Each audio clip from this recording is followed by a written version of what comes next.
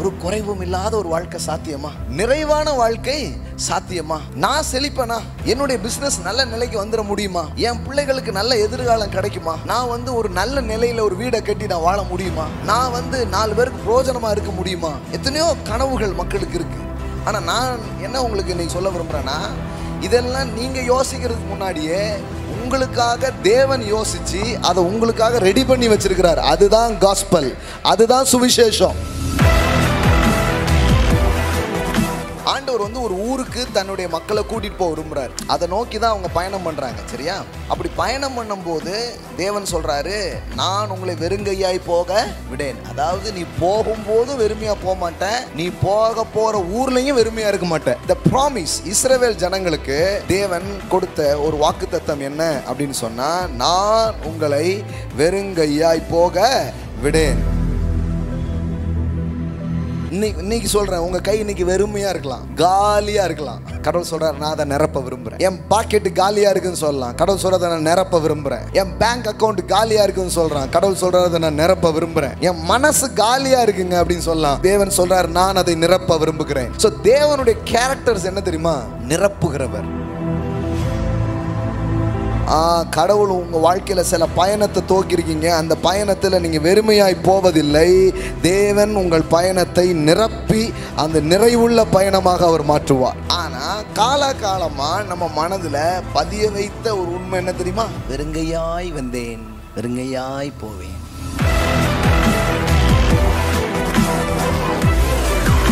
உன்னை எவ்வளோ பேர் சேர்ந்து மொட்டை அடிச்சிருக்கலாம், உன் கையில் ஒன்றுமில்லாமல் பண்ணியிருக்கலாம். ஆனால் நான் ஒரு செயலை செய்ய போகிறேன். நான் உன்னை வெறும் கையாய் போக விட. சில காரியத்தை சில இடத்துக்கு பே பண்ணி ஆகணும், சில இடத்துக்கு சில அமௌண்ட்டை கொடுத்தே ஆகணும், சில இடத்துல போய் நின்று பதில் சொல்ல முடியாது. என்ன பண்ணுறதுன்னு தெரியல மாதிரி இருக்கிறீங்கன்னா, நான் சொல்கிறேன், குறைவெல்லாம் நிறைவாவது தான் அவர் செய்யும் முதல் அற்புதமாக இருக்கிறது. தேவைகளை சந்திப்பது தான் அவர் செய்கிற முதல் அற்புதமாக இருக்கிறது.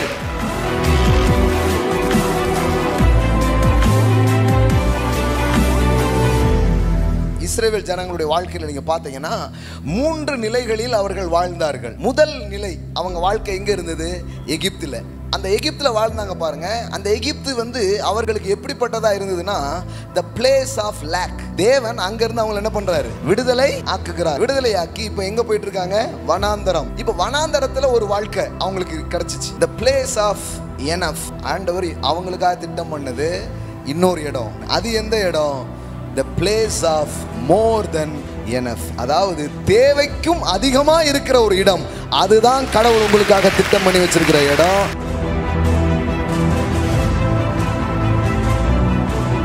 பத்து வருஷம் ஆச்சுங்க, 16 வருஷம் ஆச்சுங்க, 5 வருஷம் ஆச்சுங்கன்னு வருஷ கணக்கா காத்திருக்கிறத அவருடைய மகிமை உங்க வாழ்க்கையில சில நொடி பொழுதுல அற்புத விதமாக அதை தேவன் உங்களுக்கு கொண்டு வந்து உங்கள் தேவைகளை சந்திக்கிறவராக அவர் இருக்கிறார்.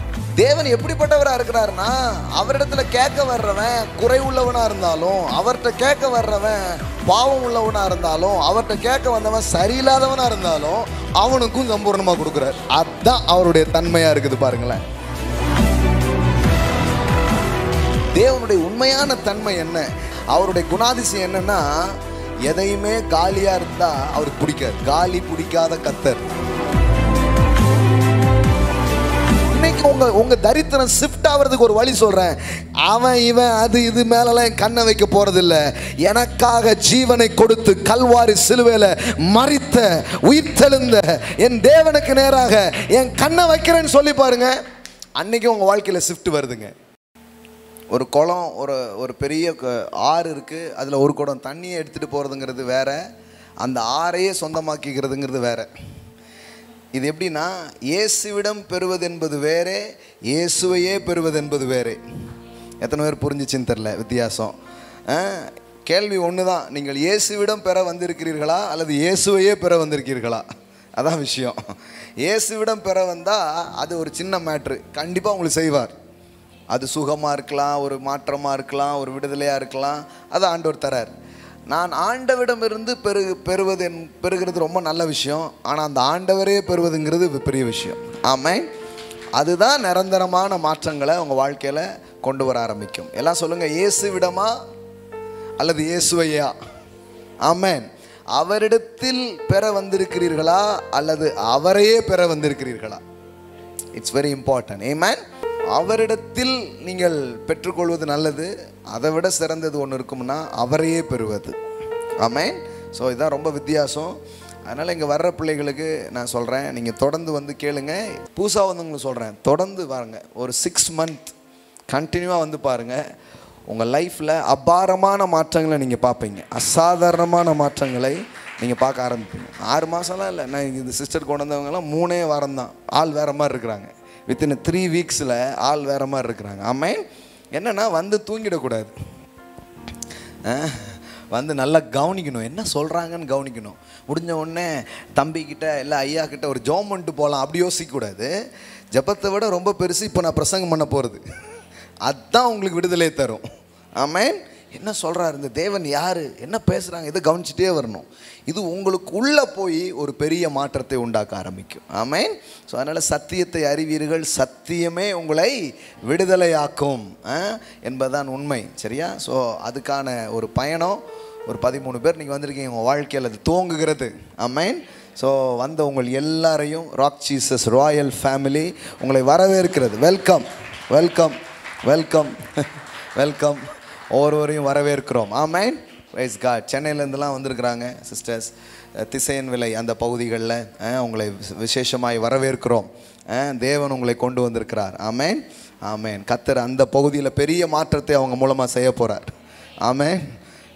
ஆமாம். இப்போ நம்ம இங்கே வர்ற யாருமே இங்கே பக்கத்தில் இருந்து வர்றதில்லை பாருங்கள். பின்னாடி தெருவிலேருந்து வர்றவங்க கிடையாது. சில பேருக்கு வந்து கேடிசி நகர்லேயோ இல்லை ஒரு 2-3 கிலோமீட்டர் தூரத்துலேயோ இருந்து மக்கள் இங்கே வரல. இங்கே வந்து வர்ற மக்கள் ஒவ்வொருத்தரும் பாருங்கள், ஒரு 40 கிலோமீட்டர் 50 கிலோமீட்டருக்கு அதிகமாக தூரத்துலேருந்து வர்றாங்க ஒவ்வொருத்தரும். கல்லிடைக்குறிச்சி, வீரவநல்லூர், நாகர்கோயில், இந்த பாருங்கள் திசையன் விலை, சங்கரங்கோயில், தூத்துக்குடி, எல்லாமே தூரத்தில் இருந்து. அப்போ அவ்வளோ பேர் எதுக்கு இந்த நேரத்துக்கு வர்றாங்க? பக்கத்தில் வேறு சர்ச்சை இல்லையா? நிறைய பேர் வேறு அவங்கள இடையில நிறுத்தி இந்த டோல் கேட்டு மாதிரி கேட்டுக்கிட்டு இருக்காங்க. வேறு இடமே இல்லையா, சர்ச்சையே இல்லையா, எதுக்கு மூடு தூரம் போகணுமா, நாங்கள்லாம் அதே பைபிள் தானே வச்சுருக்கோம் அப்படிங்காங்க. ஆனால் வேறு பசங்கம்லாம் பண்ணுறீங்க, அதே பைபிள் அதே இயேசு, ஆனால் வேறு எதையாவது ஜீவனை பேசாமல் வேறு எதையாவது பேசிகிட்டு இருக்கிறதுனால தான் மக்கள் வந்து இப்படி தேடி கண்டுபிடிச்சி இந்த இடத்துக்கு வர்றாங்க. சில பேர் கேட்குறாங்க, என்ன பண்ணுறீங்க, வேன் அனுப்புகிறீங்களான்னு கேட்குறாங்க. நான் எங்கேங்க வேன் அனுப்புகிறேன்? இது வரைக்கும் நான் வேன் எங்கேயுமே அனுப்பலை. அதெல்லாம் வாங்குவோம், வேன்லாம் வாங்கி நிறைய மக்களுக்கு சுவிசேஷத்தை அவங்க இன்னும் புரிஞ்சுக்கிறதுக்கு உதவி செய்யலாம். ஆனால் இது வரைக்கும் நம்ம இந்த வேன் அனுப்பலை. மக்கள் அவங்க காசு போட்டு வேன் பிடிச்சி வந்திருக்கிறாங்க. புரியுதா உங்களுக்கு? சங்கரங்கோயிலேருந்தும் சரி, வீரநல்லூர்லேருந்து சரி, அப்படியே வர்றாங்க. அதனால் வந்து இது வந்து ஜனங்களுக்கு கடவுளுடைய வார்த்தையின் மேல் இருக்கிற அக்கறையையும் ஆர்வத்தையும் காட்டுகிற ஒரு காரியமாக இருக்கிறது. ஆமென். வார்த்தை இருந்ததுன்னா தூரம் ஒரு பிரச்சனையே கிடையாது. தூரம் ஒரு பிரச்சனையே கிடையாது. அதுவும் நம்ம ஆட்கள் பாருங்கள், ரொம்ப பக்தியான ஆட்கள். கடவுளை தேடி கிலோமீட்டர் தூரம் நடக்கிறதுக்கும் தயார், நடந்தே போகிறதுக்கு கூட நம்ம மக்கள் தயாராக இருக்கிறாங்க. அப்போ எவ்வளோ நல்ல மக்கள் பாருங்கள். அப்படிப்பட்ட மக்கள் வரமாட்டாங்கன்னு நான் என்றைக்குமே நினைக்கிறது இல்லை. தாகம் உள்ளவர்கள் மேல் தண்ணீரை ஊற்றுவேன்னு சொன்ன தேவன், தாகத்தோடு இவ்வளோ தூரம் வர்றீங்கன்னா கடவுள் உங்களை வெறுமையாக அனுப்ப மாட்டார், உங்கள் வாழ்க்கையை அவர் நிரப்புவார். ஆமென். ஹல்லேலூயா. நீங்கள் வெறுமையாக போக மாட்டீங்க. ஆமென். That is the promise of God. உங்கள் வேத புத்தகம் வச்சுருந்தீங்கன்னா திருப்பிக்கோங்க. இன்றைக்கி என்ன பிரசங்கம் பண்ணுமோ அந்த வார்த்தை அழகாக ஆண்டவர் அனுப்பிச்சிருக்கிறார்.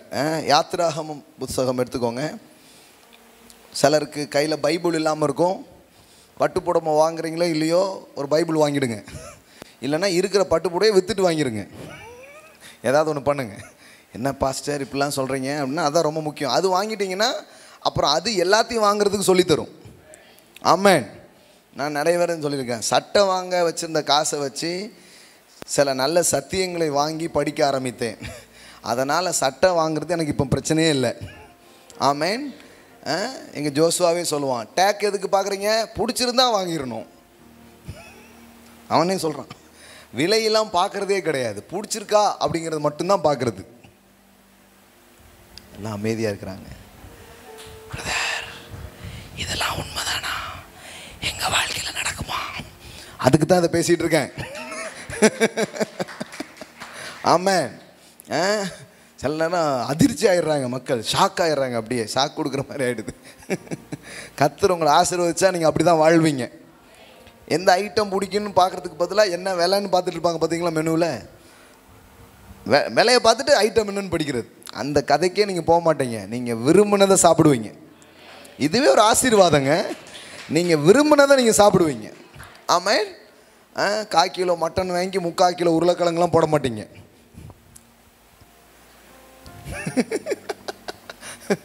இதெல்லாம் இவருக்கு எப்படி தெரியுது? நாங்களும் அப்படி தானே போட்டோம், அதனால் எங்களுக்கு தெரியும். அதையும் வச்சுக்கிட்டு சொல்லுவாங்க பாருங்கள் ஒரு டைலாக்கு, இது தொட்டுக்கிறதுக்கு. இதுக்கு நீங்கள் வைக்காமலே இருந்திருக்கலாம். அதை வச்சுட்டு சொல்லுவாங்க பாருங்கள், இது என்னது தொட்டுக்கடை அப்படின்னா என்ன, லபக்குன்னு சாப்பிட்றாரு, அடுத்த ரவுண்டு கிடையாது. பார்த்துக்கிட்டே சிலர்லாம் இன்னும் இருக்குது, இன்னும் எக்ஸ்ட்ரீமாக இருக்கும், அந்த வாடையிலேயே சாப்பிட்றணும். சாட்டி கொஞ்சம் சோறை வச்சு கறிக்கடை பக்கத்தில் போய் உட்காந்து இப்படி பார்த்துட்டே சாப்பிட்ருங்கன்றான்னு நினைக்கிறேன். இந்த மாதிரி ஒரு சாதாரண நிலையில் இருந்தால் நம்ம எல்லோரும் வர்றோம். எத்தனை பேருக்கு நான் சொல்கிறது புரியுது? ஜமீன்தார் ராஜ பரம்பரை பிரதர், எங்களுக்கெல்லாம் அதெல்லாம் தெரியவே தெரியாதுன்னா இப்போ நீங்கள் வேறு மாதிரி ஆட்கள். நம்ம எல்லாருமே அங்கேருந்து தான் வர்றோம். சுட வச்சு ஏதோ சாதாரணமாக கூட்டெல்லாம் தின்றாத, தொட்டுக்கடை, தீபாவளிக்கோ கிறிஸ்மஸுக்கோ எப்போமோ ஒரு ட்ரெஸ்ஸு, இந்த மாதிரி தான் வரோம் நாம்.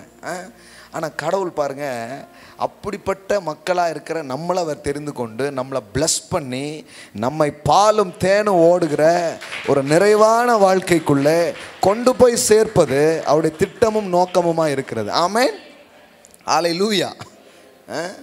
பாருங்கள், அதுதான் கடவுளுடைய நோக்கங்கிறது இன்றைக்கி உங்களுக்கு காட்ட விரும்புகிறேன். யாத்திராகமம் அப்படிங்கிற ஒரு புஸ்தகம் இருக்குது பைபிளில். அதனால் பைபிள் வாங்கிடுங்க, அதுக்கு தான் அதை சொல்ல வந்தேன் நான். பைபிள் வாங்கிடுங்க.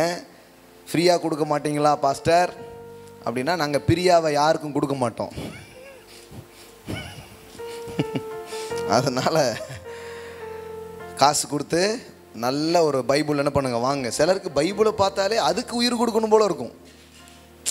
வேதம் உயிர் கொடுக்குமா அப்படிங்கிறது இல்லை, அவங்க வேதத்துக்கே உயிர் கொடுக்குற மாதிரி இருக்கும். ஐயா என்னை யாராவது காப்பாற்றுங்க அப்படிங்கிற மாதிரி இருக்கும் இந்த பைபிள். பார்த்துருக்கீங்களா நீங்கள்? அந்த ரேஞ்சுக்கு வச்சுருப்பாங்க. வசனம்லாம் ஒட்டியிருப்பாங்க, திகையாதே கலங்காதே. ஆமாம், உன் கையில் இருக்கும்போது நான் என்ன பண்ணுறது? ஆச்சரியமாக இருக்கும். அதுக்கு ஒரு ஸ்டிக்கர்லாம் ஒட்டியிருப்பாங்க, பார்த்துருக்கீங்களா நீங்கள்? நான் ரொம்ப நாள் எனக்கு அந்த கேள்விக்கு பதில் தெரியல. பைபிளுக்கே பைபிளா? பைபிள்லே எதுக்கு ஸ்டிக்கர் ஒட்டிருக்காங்கன்னா ஆச்சரியமாக இருக்கும். கலங்காதே, உன்னை யாரும் எடுத்துகிட்டு போயிட மாட்டாங்க அப்படின்னா அதுக்கு ஒரு ஸ்டிக்கரை போட்டு வச்சுருப்பாங்க. அதனால் வேதாகமம் இல்லாமல் இருக்காதீங்க. பைபிள் என்ன பண்ணிவிடுங்க, வாங்கிடுங்க. எங்கள் வீட்டுக்கு ஒரு பைபிள் எல்லோருக்கும் தனித்தனியாக வாங்கி நீங்கள் என்ன பண்ணணும், வாசிக்கணும். தேவன் யாருங்கிறத புரிஞ்சுக்கணும். அப்படி புரிஞ்சுக்கிறது மூலம்தான் வாழ்க்கை என்ன பண்ண ஆரம்பிக்கும், மாற ஆரம்பிக்கும். இங்கே அதை தான் என்ன பண்ணுறோம், போதிக்கிறோம். யாத்திராகமம் 3வது அதிகாரம் 21. அப்பொழுது இந்த ஜனங்களுக்கு எகிப்தியரின் கண்களில் தயவு கிடைக்க பண்ணுவேன். எல்லாம் சொல்லுங்க, தயவு கிடைக்க பண்ணுவேன். நீங்கள் போகும்போது வெறுமையாய் போவது இல்லை. ஆமென். இதுதான் படிக்க போகிறோம் இன்னைக்கு. எல்லாம் சொல்லுங்க, நீங்கள் போகும்போது வெறுமையாய் போவது இல்லை. நல்லா சொல்லுங்க, நான் போகும்போது வெறுமையாய் போவது இல்லை. ஆமென். நல்லா சொல்லுங்க, நான் போகும்போது வெறுமையாய் போவதில்லை. இதை பல விதத்தில் நீங்கள் எடுத்துக்கலாம். இந்த வாழ்க்கையை விட்டு போகும்போதும் நீங்கள் வெறுமையாக போக மாட்டீங்க. இன்னைக்கு இந்த ஆலயத்தை விட்டு நீங்கள் போகும்போதும் நீங்கள் வெறுமையாக போக மாட்டீங்க. கடவுள் உங்கள் வாழ்க்கையில் சில பயணத்தை துவக்கியிருக்கீங்க. அந்த பயணத்தில் நீங்கள் வெறுமையாய் போவதில்லை. தேவன் உங்கள் பயணத்தை நிரப்பி அந்த நிறைவுள்ள பயணமாக அவர் மாற்றுவார். ஆமென். எல்லாம் சொல்லுங்கள், நான் வெறுமையாய் போவதில்லை. ஆமென். எப்படி வருது பாருங்க. when you go you will not go empty hand. எல்லாம் சொல்லுங்க, empty hand. எல்லாம் சொல்லுங்க, I will not go empty hand. நல்லா சொல்லுங்க, I will not go empty hand. ஆனால் காலகாலமாக நம்ம மனதில் பதிய வைத்த ஒரு உண்மை என்ன தெரியுமா? வெறுங்கையாய் வந்தேன், வெறுங்கையாய் போவேன் அப்படிங்கிறத மண்டைக்குள்ளே ஏற்றிட்டாங்க. அதை ஏற்றி தரித்திரத்தை உள்ள என்ன பண்ணியிருக்கிறாங்க, நல்ல ஏற்றி வச்சுருக்காங்க. இன்னைக்கு கொஞ்சம் காட்ட போகிறேன். ஸோ இன்னும் கொஞ்சம் பேச போகிறேன். உங்கள் வாழ்க்கை வளமாகும் வார்த்தைகளை இன்றைக்கி காலையிலையும் நான் ப்ரீச் பண்ண விரும்புகிறேன். ஆமென். எனக்கு பேர் வச்சுருக்கிறாங்க வளவாழ்வு பிரசங்கியார் அப்படின்ட்டு. கரெக்டாக தான் வச்சுருக்கிறாங்க. Yes, I am a prosperity preacher. I am not a poverty preacher. I am a prosperity preacher. ஆமென். ஆமாம், நான் தரித்திரத்தை பேசுகிறவன் அல்ல, தரித்திரத்தில் வாழுகிற மக்களுக்கு செழிப்பை பேசும்படி கர்த்தராகிய தேவனுடைய ஆவியானவர் என் மீது இருக்கிறார். தரித்திரருக்கு சுவிசேஷத்தை பிரசங்கம் பண்ணும்படியாய் அவர் என்னை அபிஷேகம் பண்ணியிருக்கிறார். ஆமென். அதனால் இன்றைக்கி உங்கள் தரித்திரம் ஓட போகுது. உங்கள் வாழ்க்கையில் இருக்கிற கடன் கேன்சல் ஆக போகுது. வட்டி கட்டுற நிலைமை ஒழிய போகுது. ஆமென். அல்லேலூயா. உங்கள் வாழ்க்கையின் இல்லாமைகளும் உங்கள் வாழ்க்கையின் பற்றாக்குறைகளும் வேரோடு பிடுங்கப்பட்டு உங்கள் வாழ்க்கை நிறைவுள்ளதாய் மாறுவதற்கு தேவன் உங்களை கொண்டு வந்திருக்கிறார். ஆமென். எல்லாம் சொல்லுங்கள், நான் வெறுங்கையாய் போவதில்லை. ஆமென். இன்னைக்கு சொல்கிறேன், உங்கள் கை இன்னைக்கு வெறுமையாக இருக்கலாம், காலியாக இருக்கலாம். கடவுள் சொல்கிறார், நான் அதை நிரப்ப விரும்புகிறேன். ஆமென். அதை ஃபில் பண்ண விரும்புகிறேன். என் பாக்கெட்டு காலியாக இருக்குதுன்னு சொல்லலாம். கடவுள் சொல்கிறத நான் நிரப்ப விரும்புகிறேன். என் பேங்க் அக்கௌண்ட் காலியாக இருக்குதுன்னு சொல்கிறான். கடவுள் சொல்கிறத நான் நிரப்ப விரும்புகிறேன். என் மனசு காலியாக இருக்குங்க அப்படின்னு சொல்லலாம். தேவன் சொல்கிறார், நான் அதை நிரப்ப விரும்புகிறேன். ஸோ தேவனுடைய கேரக்டர்ஸ் என்ன தெரியுமா? நிரப்புகிறவர். ஆமென். எல்லாம் சொல்லுங்கள், நிரப்புகிறவர். இந்த எபேசியர் 1ஆம் அதிகாரம் கடைசி வசனம் இவ்விதமாய் சொல்லுகிறது. எபேசியர் 1ஆம் அதிகாரம் கடைசி வசனம். எபேசியர் 1 கடைசி வசனம் பாருங்க. எல்லாவற்றையும் எல்லாவற்றாலும் நிரப்புகிறவருடைய நிறைவாகிய சரீரமான சபைக்கு அவரை எல்லாவற்றுக்கும் மேலாக தலையாக தந்தருளினார். எல்லாம் சொல்லுங்க, எல்லாவற்றையும். பக்கத்தப்பா சொல்லுங்க, நம்ம எல்லாத்தையும் எல்லாவற்றாலும் நிரப்புகிறவர். தேவனுடைய கேரக்டர்ஸ், தேவனுடைய தன்மை என்னங்கிறத புரிஞ்சுக்கோங்க. I want to preach the true nature of God. தேவனுடைய உண்மையான தன்மை என்ன, தேவனுடைய உண்மையான குணாதிசயம் என்னங்கிறத இன்னைக்கு காலையில் நான் உங்களுக்கு சொல்ல விரும்புகிறேன். அவருடைய குணாதிசயம் என்னென்னா, எதையுமே காலியாக இருந்தால் அவருக்கு பிடிக்காது. எல்லாம் சொல்லுங்கள், காலி பிடிக்காத கர்த்தர். எம்டி அவர் என்ன பண்ணுறதில்ல, பிடிக்கிறதே கிடையாது. எம்டியை நிரப்புவார். ஆமென். ஆனால் நம்ம ஆளுக்கே போய் எம்டி பிரியாணி கேட்பாங்க. பீஸே இல்லாமல் எங்களுக்கு எம்டி கொடுங்க, எம்டி கொடுங்க அப்படிம்பாங்க. ஆனால் கடவுள் உங்கள் வாழ்க்கை எம்டியாக இருக்க விரும்பாமல் உங்கள் வாழ்க்கை நிரம்பினதாக இருக்க அவர் விரும்புகிறார். ஆமென். த ப்ராமிஸ், இஸ்ரவேல் ஜனங்களுக்கு தேவன் கொடுத்த ஒரு வாக்குத்தத்தம் என்ன அப்படின்னு சொன்னால், நான் உங்களை வெறுங்கையாய் போக விடேன். எல்லாம் சொல்லுங்கள், வெறுங்கையாய் போக விடேன். இன்றைக்கி உங்கள் வாழ்க்கையின் எந்த பக்கங்களும் காலியாக இருந்தாலும் தேவன் அந்த காலியை காலி பண்ண விரும்புகிறார். ஆமென்.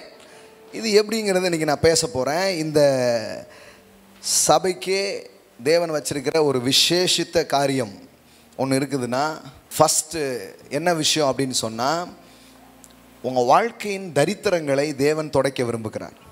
ஆமென். தரித்திரம்னா அதுக்கு பல விதத்தில் சொல்லலாம். குறைவுகள், எல்லாம் சொல்லுங்கள், குறைவுகள். ஆமென். உங்களுடைய குறைவுகளை தேவன் என்ன பண்ண விரும்புகிறார்? நிறைவாக்க விரும்புகிறார். ஆமென். எந்த ஒரு குறைவும், எல்லாம் சொல்லுங்கள், எந்த ஒரு குறைவும் உங்கள் வாழ்க்கையில் இருக்கிறத தேவன் விரும்பலை. நமக்கு என்ன சொல்லி கொடுத்துருக்காங்கன்னா, குறைவோடு வாழ பழகிக்கோ அப்படி சொல்லி கொடுத்துருக்குறாங்க. வேதம் அப்படி போதிக்குதுன்னு சொன்னால் நானும் அதையே போதிச்சிடுவேன். ஆனால் வேதம் அப்படி போதிக்கலைங்கிறத உங்களுக்கு காட்ட விரும்புகிறேன். வேதம் என்ன போதிக்குதுன்னு சொன்னால், கடவுளுடைய தன்மையே எல்லாவற்றையும் எல்லாவற்றாலும் நிரப்புகிறவர். நிரப்புகிறவர் மட்டும் இல்லை, எல்லாவற்றையும். எல்லாம் சொல்லுங்கள், எல்லாவற்றையும். அப்படின்னா உங்கள் வயிறு, உங்கள் மனசு, உங்கள் பர்ஸு, உங்கள் குடும்பம், உங்கள் பிஸ்னஸ்ஸு, உங்கள் பேங்க் அக்கௌண்ட்டு, நீங்கள் கைட்டு செய்கிற காரியம், உங்களுடைய பலன், உங்கள் வாழ்க்கையின் எந்த பக்கங்களும் எம்டியாக இருக்க அவர் என்ன பண்ணுறது இல்லை, விரும்புகிறது இல்லை. எல்லாவற்றையும் சிலவற்றால் நிரப்புவாரா, எல்லாவற்றால் நிரப்புவாரா? ஆமென். அப்படின்னா இது நான் கேட்டதே இல்லைங்க. நான் கிறிஸ்தவ வாழ்க்கையில் இதெல்லாம் கேட்டதே கிடையாது. நான் எப்படி தேவனை கேட்டேன் அப்படின்னா, இந்த டெய்லி பேஸ்ட் இருக்குல்ல, பேஸ்ட்டு பல்லு தேய்க்கும் போது அமுக்குவீங்கள, பார்த்தீங்களா? கரெக்டாக இருப்போம். அப்படி அமுக்கி இப்படி பிதுக்குவாங்க. சில பார்த்து அப்படின்ட்டு பிதுக்குவாங்க. எனக்கு கடவுளை எப்படி சொல்லி கொடுத்தாங்கன்னா, டெய்லி மகனை பல்லு தேய்க்கிறதுக்கு பிதுக்கிற மாதிரி கடவுள் டெய்லி உனக்கு அன்னன்னைக்கு பிதுக்குவார் அப்படின்ட்டாங்க. நான் சொல்கிறேன், உங்களை அன்னன்னைக்கு பிதுக்கிறவர் கிடையாது அவர். அவர் அதான் சொல்கிறேன் நான், அன்றாடம் அப்பத்தை தருவார். சிலருக்கு அன்றாடம் கிடைக்காதவங்களுக்கு எப்படி இருக்கும்? பரவாயில்ல பிரதர், அன்றாடம் கிடைக்கட்டும், அதுவே பெரிய விஷயம்ன்ட்டு. ஆனால் இந்த ஜேர்னி அது கிடையாது. இந்த யாத்திராகமும் அதை பற்றி கிடையாது. அன்றாடம் தருவாருங்கிறது பற்றி கிடையாது. அனைத்தையும் தருவார். பாலும் தேனும் ஓடுகிற நலமும் விசாலமுமான ஒரு இடத்துக்கு கொண்டு போய் சேர்க்கிறது தான் தேவனுடைய ட்ரீமாக இருக்குது. எல்லாம் சொல்லுங்கள், பாலும் தேனும் ஓடுகிற நலமும் விசாலமுமான தேசம். காமிக்கிறோம் பாருங்க. உபாகமம். முதல்ல கடவுளை கரெக்டாக உங்களுக்கு காட்ட விரும்புகிறேன். உண்மையிலே அவர் யார், அவருடைய தன்மைகள் எப்படிப்பட்டது அப்படிங்கிறத உங்களுக்கு காட்ட விரும்புகிறேன். உபாகமம் புஸ்தகம் 8வது அதிகாரம் 9 வாசிக்கிறேன், அப்புறம் அதை விரிவாக வாசிக்கிறேன். 8, 9. ஆண்டவர் ஒரு ஊருக்கு தன்னுடைய மக்களை கூட்டிகிட்டு போக விரும்புகிறார். அதை நோக்கி தான் அவங்க பயணம் பண்ணுறாங்க. சரியா? அதை நோக்கி தான் பயணம். அப்படி பயணம் பண்ணும்போது தேவன் சொல்கிறாரு, நான் உங்களை வெறுங்கையாய் போக விடேன். அதாவது நீ போகும்போதும் வெறுமையாக போக மாட்டேன், நீ போக போகிற ஊர்லேயும் வெறுமையாக இருக்க மாட்டேன். எப்படி இருக்கு பாருங்களேன். பயணம் ஆரம்பிக்கும் போது நிறைவு, முடிக்கும் போது நிறைவு. ஹல்லேலூயா. இப்போ பாருங்கள், அந்த ஊர் எப்படிப்பட்ட ஊருன்னு அவரே சொல்கிறாரு. 9வது வசனம் பாருங்கள். அது தாழ்ச்சி இல்லாமல், எல்லாம் சொல்லுங்கள், தாழ்ச்சி இல்லாமல். சொல்கிறேன் பாருங்கள். கர்த்தர் என் மேய்ப்பராக இருக்கிறார், நான் அப்படின்னா என்ன அர்த்தம்? குறைவு படேன். அப்போ ஒன்றும் உனக்கு குறைவு இல்லாமல் அப்பம் புசிக்கத்தக்கதும் ஒன்றும் உனக்கு குறைவுபடாததுமான தேசம். எல்லாம் சொல்லுங்கள், ஒன்றும் உனக்கு குறைவுபடாத தேசம். அப்புறம் அது கல்லுகள் இரும்பாக இருக்கும், செம்பு வெட்டி எடுக்கத்தக்க மலைகள் உள்ளதுமான தேசம். சிம்பிளாக சொல்லணும்னா அவர் சொல்கிறாரு, உன் தேவனாகிய கர்த்தர் உன்னை எதுக்குள்ளே கைட் பண்ணுறாரு, உன்னை எப்படிப்பட்ட ஊருக்குள்ளே அவர் கூட்டிகிட்டு போகிறாருன்னா, ஒன்றும் உனக்கு குறைவுபடாத. இப்போ நம்ம என்ன சொல்லலாம்? வாழ்க்கை. எல்லாம் சொல்லுங்கள், வாழ்க்கை. எல்லாம் சொல்லுங்கள், ஒன்றும் உனக்கு குறைவுபடாத வாழ்க்கை. இது சாத்தியமாங்க இந்த உலகத்தில்? மக்கள் அதான் கேட்குறாங்க. ஒரு குறைவும் இல்லாத ஒரு வாழ்க்கை சாத்தியமா? தாழ்ச்சியே இல்லாத வாழ்க்கை சாத்தியமா? நிறைவான வாழ்க்கை சாத்தியமா? என் கை நிரம்புமா? நான் செழிப்பனா?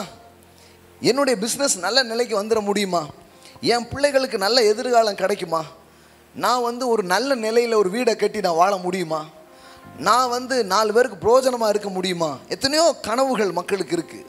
ஆனால் நான் என்ன உங்களுக்கு இன்றைக்கி காலையில் சொல்ல விரும்புகிறேன்னா, இதெல்லாம் நீங்கள் யோசிக்கிறதுக்கு முன்னாடியே உங்களுக்காக தேவன் யோசித்து அதை உங்களுக்காக ரெடி பண்ணி வச்சிருக்கிறார். அதுதான் காஸ்பல், அதுதான் சுவிசேஷம். ஆமென். பக்கத்தில் பார்த்து சொல்லுங்கள், நீங்கள் யோசிக்கிறதுக்கு முன்னாடி அவர் ரெடி பண்ணி வச்சிருக்கிறார். ஆமென். The prosperity is the plan of God. நீங்கள் பிளான் பண்ணுறதுக்கு முன்னாடி அவர் பிளான் பண்ணியிருக்கிறார். அப்போ என்ன அர்த்தம்? ஒன்றும் உனக்கு குறைவுபடாத தேசம். சில சொல்லுவாங்க, பிரதர் இந்த குறைவுபடாதுங்கிறதெல்லாம் பழைய ஏற்பாடு. புதிய ஏற்பாட்டில் ஏதாவது வருவாங்க பாருங்களேன் இவங்க. புதிய ஏற்பாட்டில் பார்த்தீங்கன்னா இயேசு நமக்கு அரை வயித்து கஞ்சி தான் சொல்லியிருக்காரு அப்படிங்கிற மாதிரியே பேசுவாங்க. இது எப்படி தெரியுமா?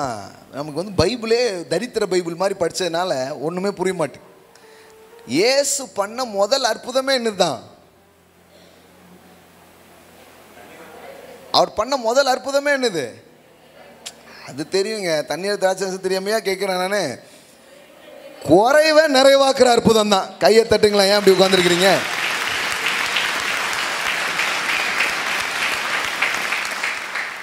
எந்த அளவுக்கு நிறைவாக்குனாரு?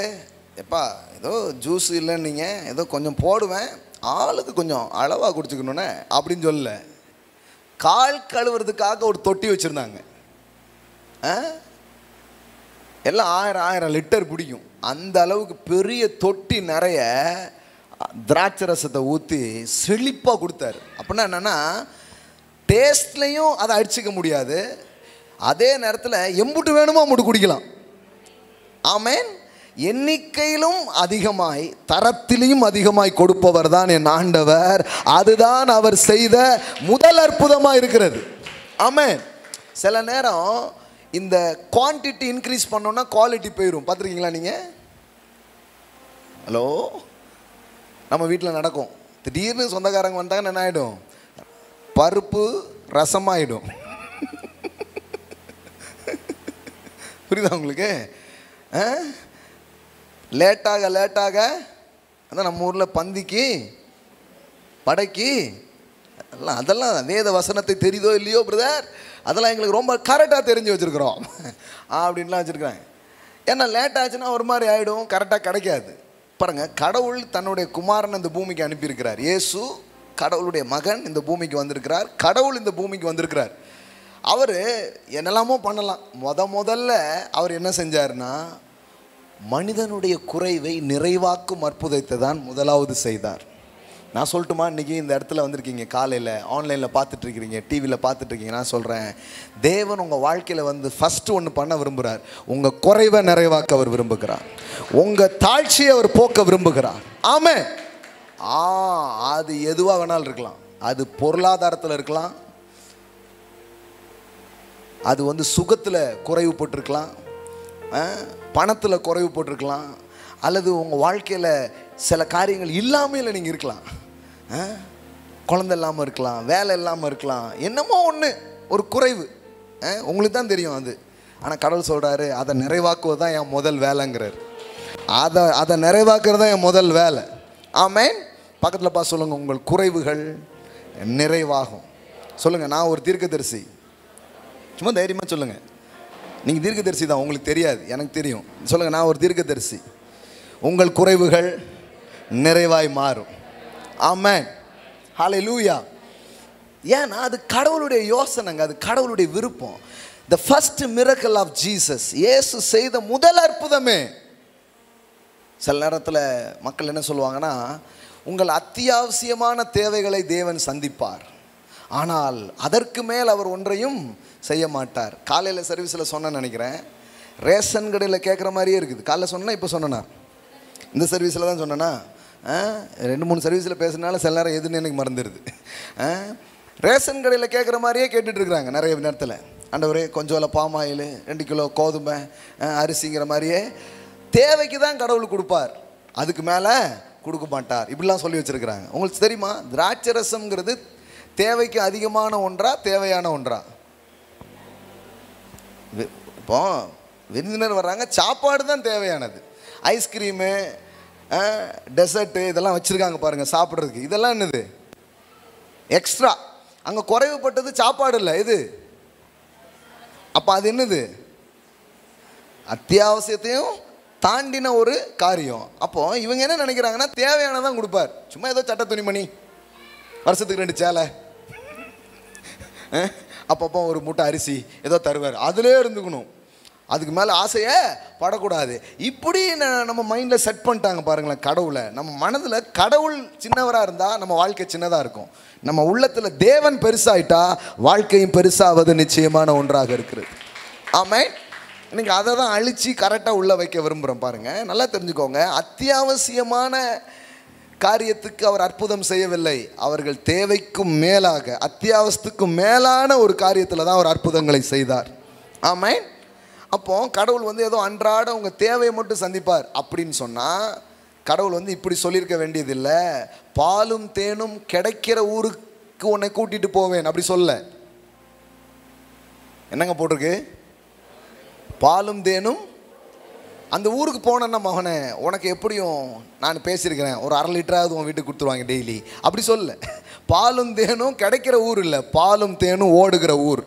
அப்படின்னா என்ன அர்த்தம்னா, ஓவர் ஃப்ளோயிங் லைஃப். ஆமென். இது வந்து ரேஷன் கடை கிடையாது. அன்றாடம் காட்சியாக வாழ கடவுள் உங்களை கூப்பிடல, உங்களை சாட்சியாக வாழ கூப்பிட்டுருக்கிறார். எல்லாம் சொல்லுங்க, நான் அன்றாடம் காட்சிலாம் கிடையாது. ஆமென். அது கடவுளுடைய திட்டம் கிடையாது. முதல்ல அது பண்ணுற. இப்போ 3 நிலை இருக்கிறது, 3 ஸ்டேஜஸ் இருக்குது.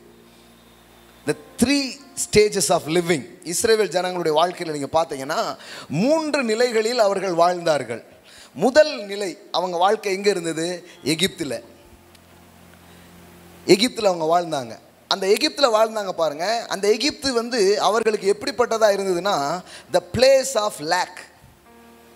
எகிப்து வந்து எப்படிப்பட்ட இடமா இருந்தது? குறைவின் இடம். எல்லாம் சொல்லுங்க, குறைவின் இடம். அப்படின்னா என்ன? வேணும் ஆனால் வேண்டியது இல்லை. அதனால் அவங்க இதில் வாழ்ந்தாங்க, குறைவின் இடத்துல வாழ்ந்தாங்க. இப்போ தேவன் அங்கேருந்து அவங்களை என்ன பண்ணுறாரு? விடுதலை ஆக்குகிறார். எல்லாம் சொல்லுங்கள், விடுதலை ஆக்குகிறார். விடுதலை ஆக்கி இப்போ எங்கே போயிட்டுருக்காங்க? வனாந்தரம். எல்லாம் சொல்லுங்கள், வனாந்தரம். இப்போ வனாந்தரத்தில் ஒரு வாழ்க்கை அவங்களுக்கு கிடச்சிச்சு. என்ன வாழ்க்கை தெரியுமா? The place of enough. எல்லாம் சொல்லுங்கள், எனஃப். இப்போ லேக் டு எங்கே போகிறாங்க? எனஃப்க்கு போகிறாங்க. அதாவது டெய்லி மண்ணா வரும், தவிச்சா தண்ணி கிடைக்குது, வெயில் வந்தால் நிழல், தேவைகள் சந்திக்கப்பட்டது. எல்லாம் சொல்லுங்கள், குறை உள்ள இடத்திலிருந்து தேவை சந்திக்கப்படுற இடத்துக்கு போனாங்க. The place of lack to the place of enough.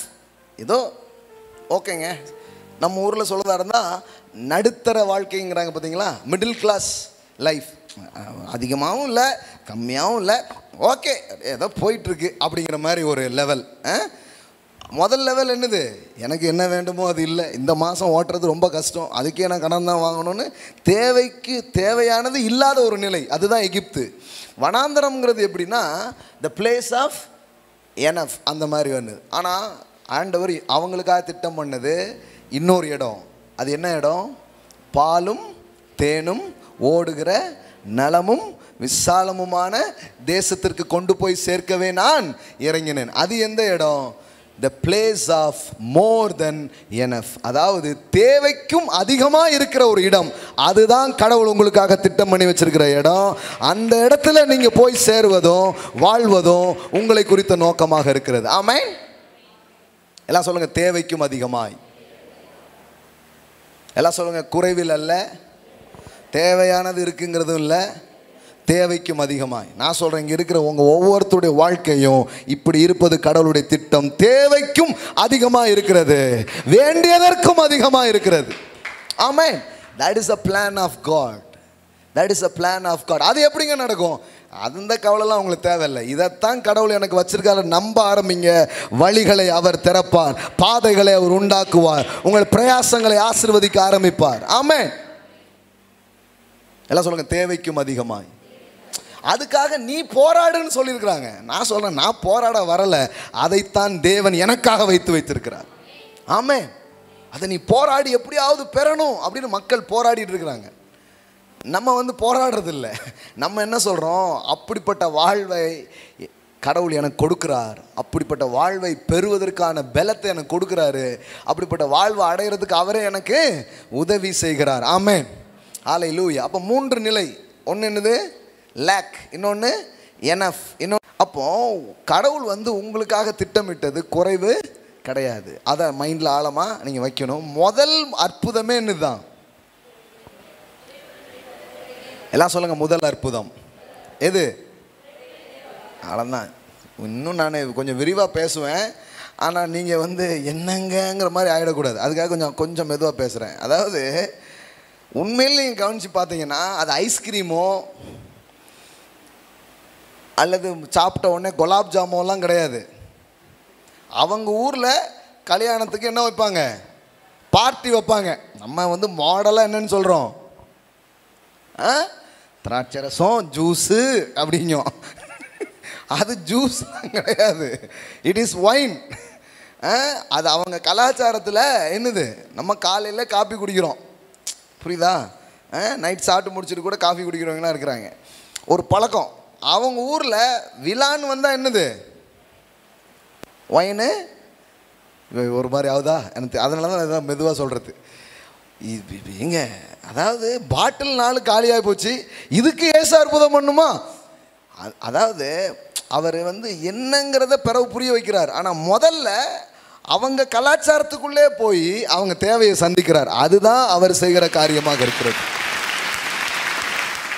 முதல்ல அவனுடைய கலாச்சாரத்தை அடாப்ட் பண்ணி அதுக்குள்ளே போய் தான் அவர் வேலை செய்கிறார். இந்த ஃபஸ்ட்டு மிரக்கலே என்னது தான், ரவுண்டில் அடுத்த ரவுண்டுக்கு இல்லை. இது கண்டிப்பாக வீடியோ போடுவாங்கன்னு நினைக்கிறேன். அடுத்த ரவுண்டுக்கு இல்லை, அதான் உண்மை. புரியுதா உங்களுக்கு? அப்படி பியோர் ஒயின் வேணும்னா எத்தனை வருஷம் சொல்கிறாங்க? மினிமம் 10 to 16 இயர், 10லேருந்து 16 வருஷம் அந்த திராட்சை இதை உள்ள அந்த பழத்தை வச்சு புளிக்க வச்சு இது பண்ணாதான் அவ்வளோ பியோர் ஒயின் கிடைக்குமா. ஆனால் 10 வருஷம் கழித்து 16 வருஷம் கழித்து கிடைக்க வேண்டிய ஒன்றை இப்படிங்கிறதுல கொடுத்தாரு பாருங்க. அதுதான் அவர் செய்த முதல் அற்புதம். ஆமென். இன்னைக்கு காலையில் நான் சொல்கிறேன், 10 வருஷம் ஆச்சுங்க, 16 வருஷம் ஆச்சுங்க, 5 வருஷம் ஆச்சுங்கன்னு வருஷ கணக்காக காத்திருக்கிறத அவருடைய மகிமை உங்கள் வாழ்க்கையில் சில நொடி பொழுதுல அற்புத விதமாக அதை தேவன் உங்களுக்கு கொண்டு வந்து உங்கள் தேவைகளை சந்திக்கிறவராக அவர் இருக்கிறார். ஆமென்.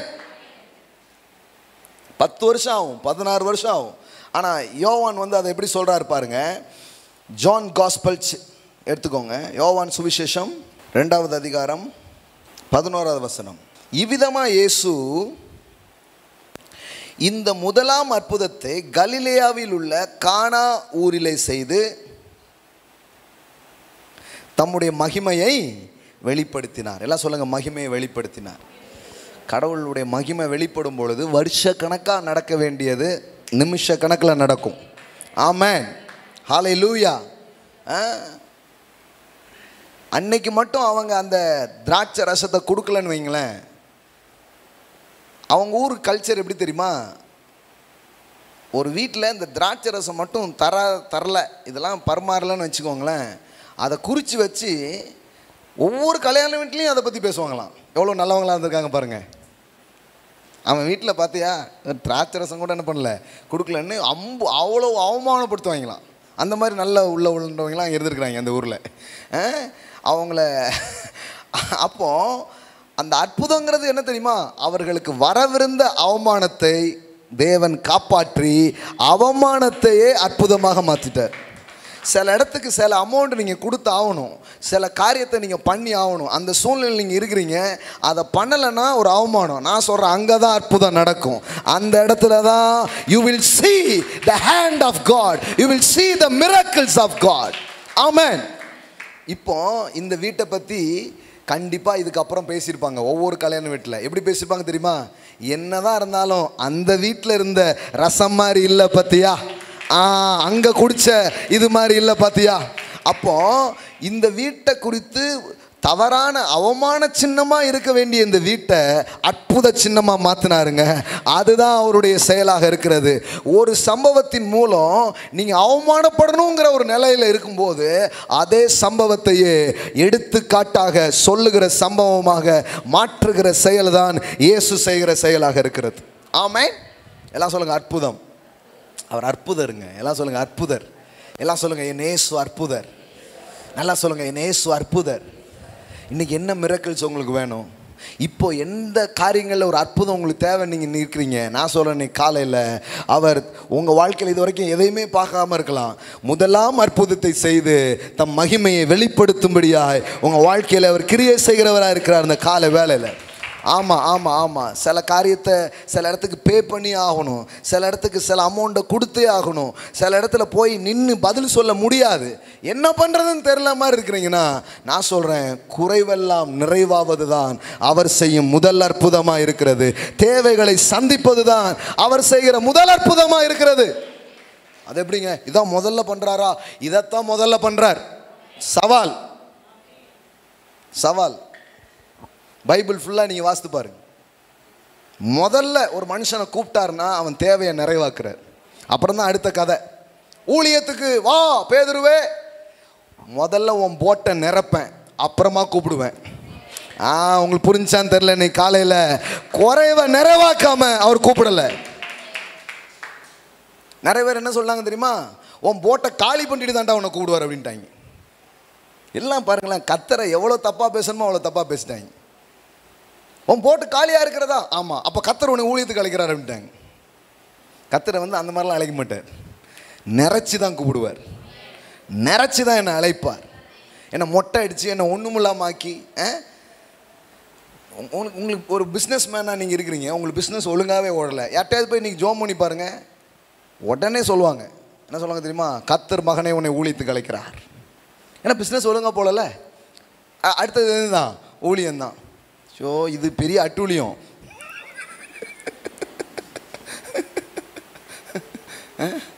எங்கே தான் இது இதெல்லாம் பிடிச்சாங்கன்னே தெரில பாருங்க. கிடையாதுங்க, கிடையாது. நிறைவாக்குகிறவர் ஆண்டவரை கரெக்டாக புரிஞ்சுக்கோங்க. ஒருத்தன் பசியாக கிடந்தான்னா அவனுக்கு போய் உபதேசமாக பண்ணிட்டு இருப்பீங்க. நீங்கள் என்ன பண்ணுவீங்க சொல்லுங்கள்? முதல்ல தண்ணியை கொடுப்பீங்க, ஏதாவது சாப்பாடு கொடுப்பீங்க, அப்புறம் தானே ஏதாவது சொல்கிறதுக்கு இருக்குது. இல்லைன்னா எப்படி சொல்கிறதே காதில் கேட்காது. பசி மயக்கத்தில் என்ன சொன்னீங்க அப்படிமா அவன் ஏதாவது சாப்பாடுக்கு பாட்டு கொடுத்தா தான் தெம்பா உட்காந்து ஏதாவது என்ன பண்ணுவான், கேட்பான். அப்போ நமக்கே தெரியுது நிறைவாக்கணுன்ட்டு. அப்போ தேவன் உங்கள் வாழ்க்கையில் உங்களுக்கு சொல்கிறது என்னென்னா, நான் உன்னை வெறுங்கையாய் போக விடேன். ஆமேன். உன்னை எவ்வளோ பேர் சேர்ந்து மொட்டை அடிச்சிருக்கலாம், உன் கையில் ஒன்றும் இல்லாமல் பண்ணியிருக்கலாம், ஆனால் நான் ஒரு செயலை செய்ய போகிறேன். நான் உன்னை வெறுங்கையாய் போக விட. இது எப்படி தெரியுமா? இவங்க இந்த எகிப்துக்குள்ளே போகும்போது கொஞ்சம் நல்லா தான் போனாங்க. ஆனால் எகிப்தின் சதி, அவங்க நடந்த வேலை, அங்கே நடந்த காரியம் இவங்களை என்னதாயிடுச்சு, அப்படியே மொட்டை ஆயிடுச்சு, ஒன்றும் இல்லாமல் ஆக்கி விட்டுடுச்சு. ஆனால் இப்போ தேவன் அதே ஜனங்களுக்கு சொல்கிறாரு, உன்னை வெறுமையாக்குனாங்கல்ல, இதே எகிப்திலிருந்து உன்னை நிறைவோடு நான் திரும்பி வரைக்க போகிறேன். ஆமேன். நிறைவோடு உன்னை நான் திரும்பி வர பண்ண போகிறேன் அப்படின்னு சொல்லி அங்கே ஒன்று பண்ணுறார்.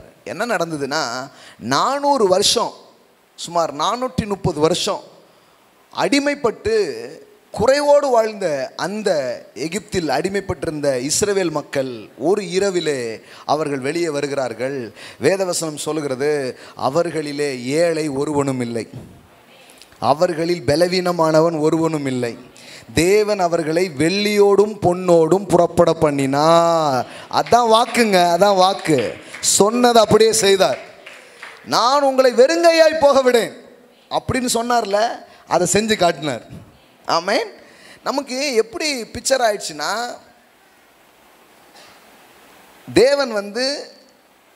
தேவனை தேடுறதுங்கிறது நம்மக்கிட்ட இருக்கிற ஒன்றா இழந்துக்கிட்டே போகிறது. எல்லாத்தையும் இழந்தாதான் உனக்கு எது கிடைக்கும், பரலோகம் கிடைக்கும் அப்படிங்கிற மாதிரி மைண்டில் ஏதோ ஏற்றி வச்சுட்டாங்க. அப்படி இல்லை பாருங்க.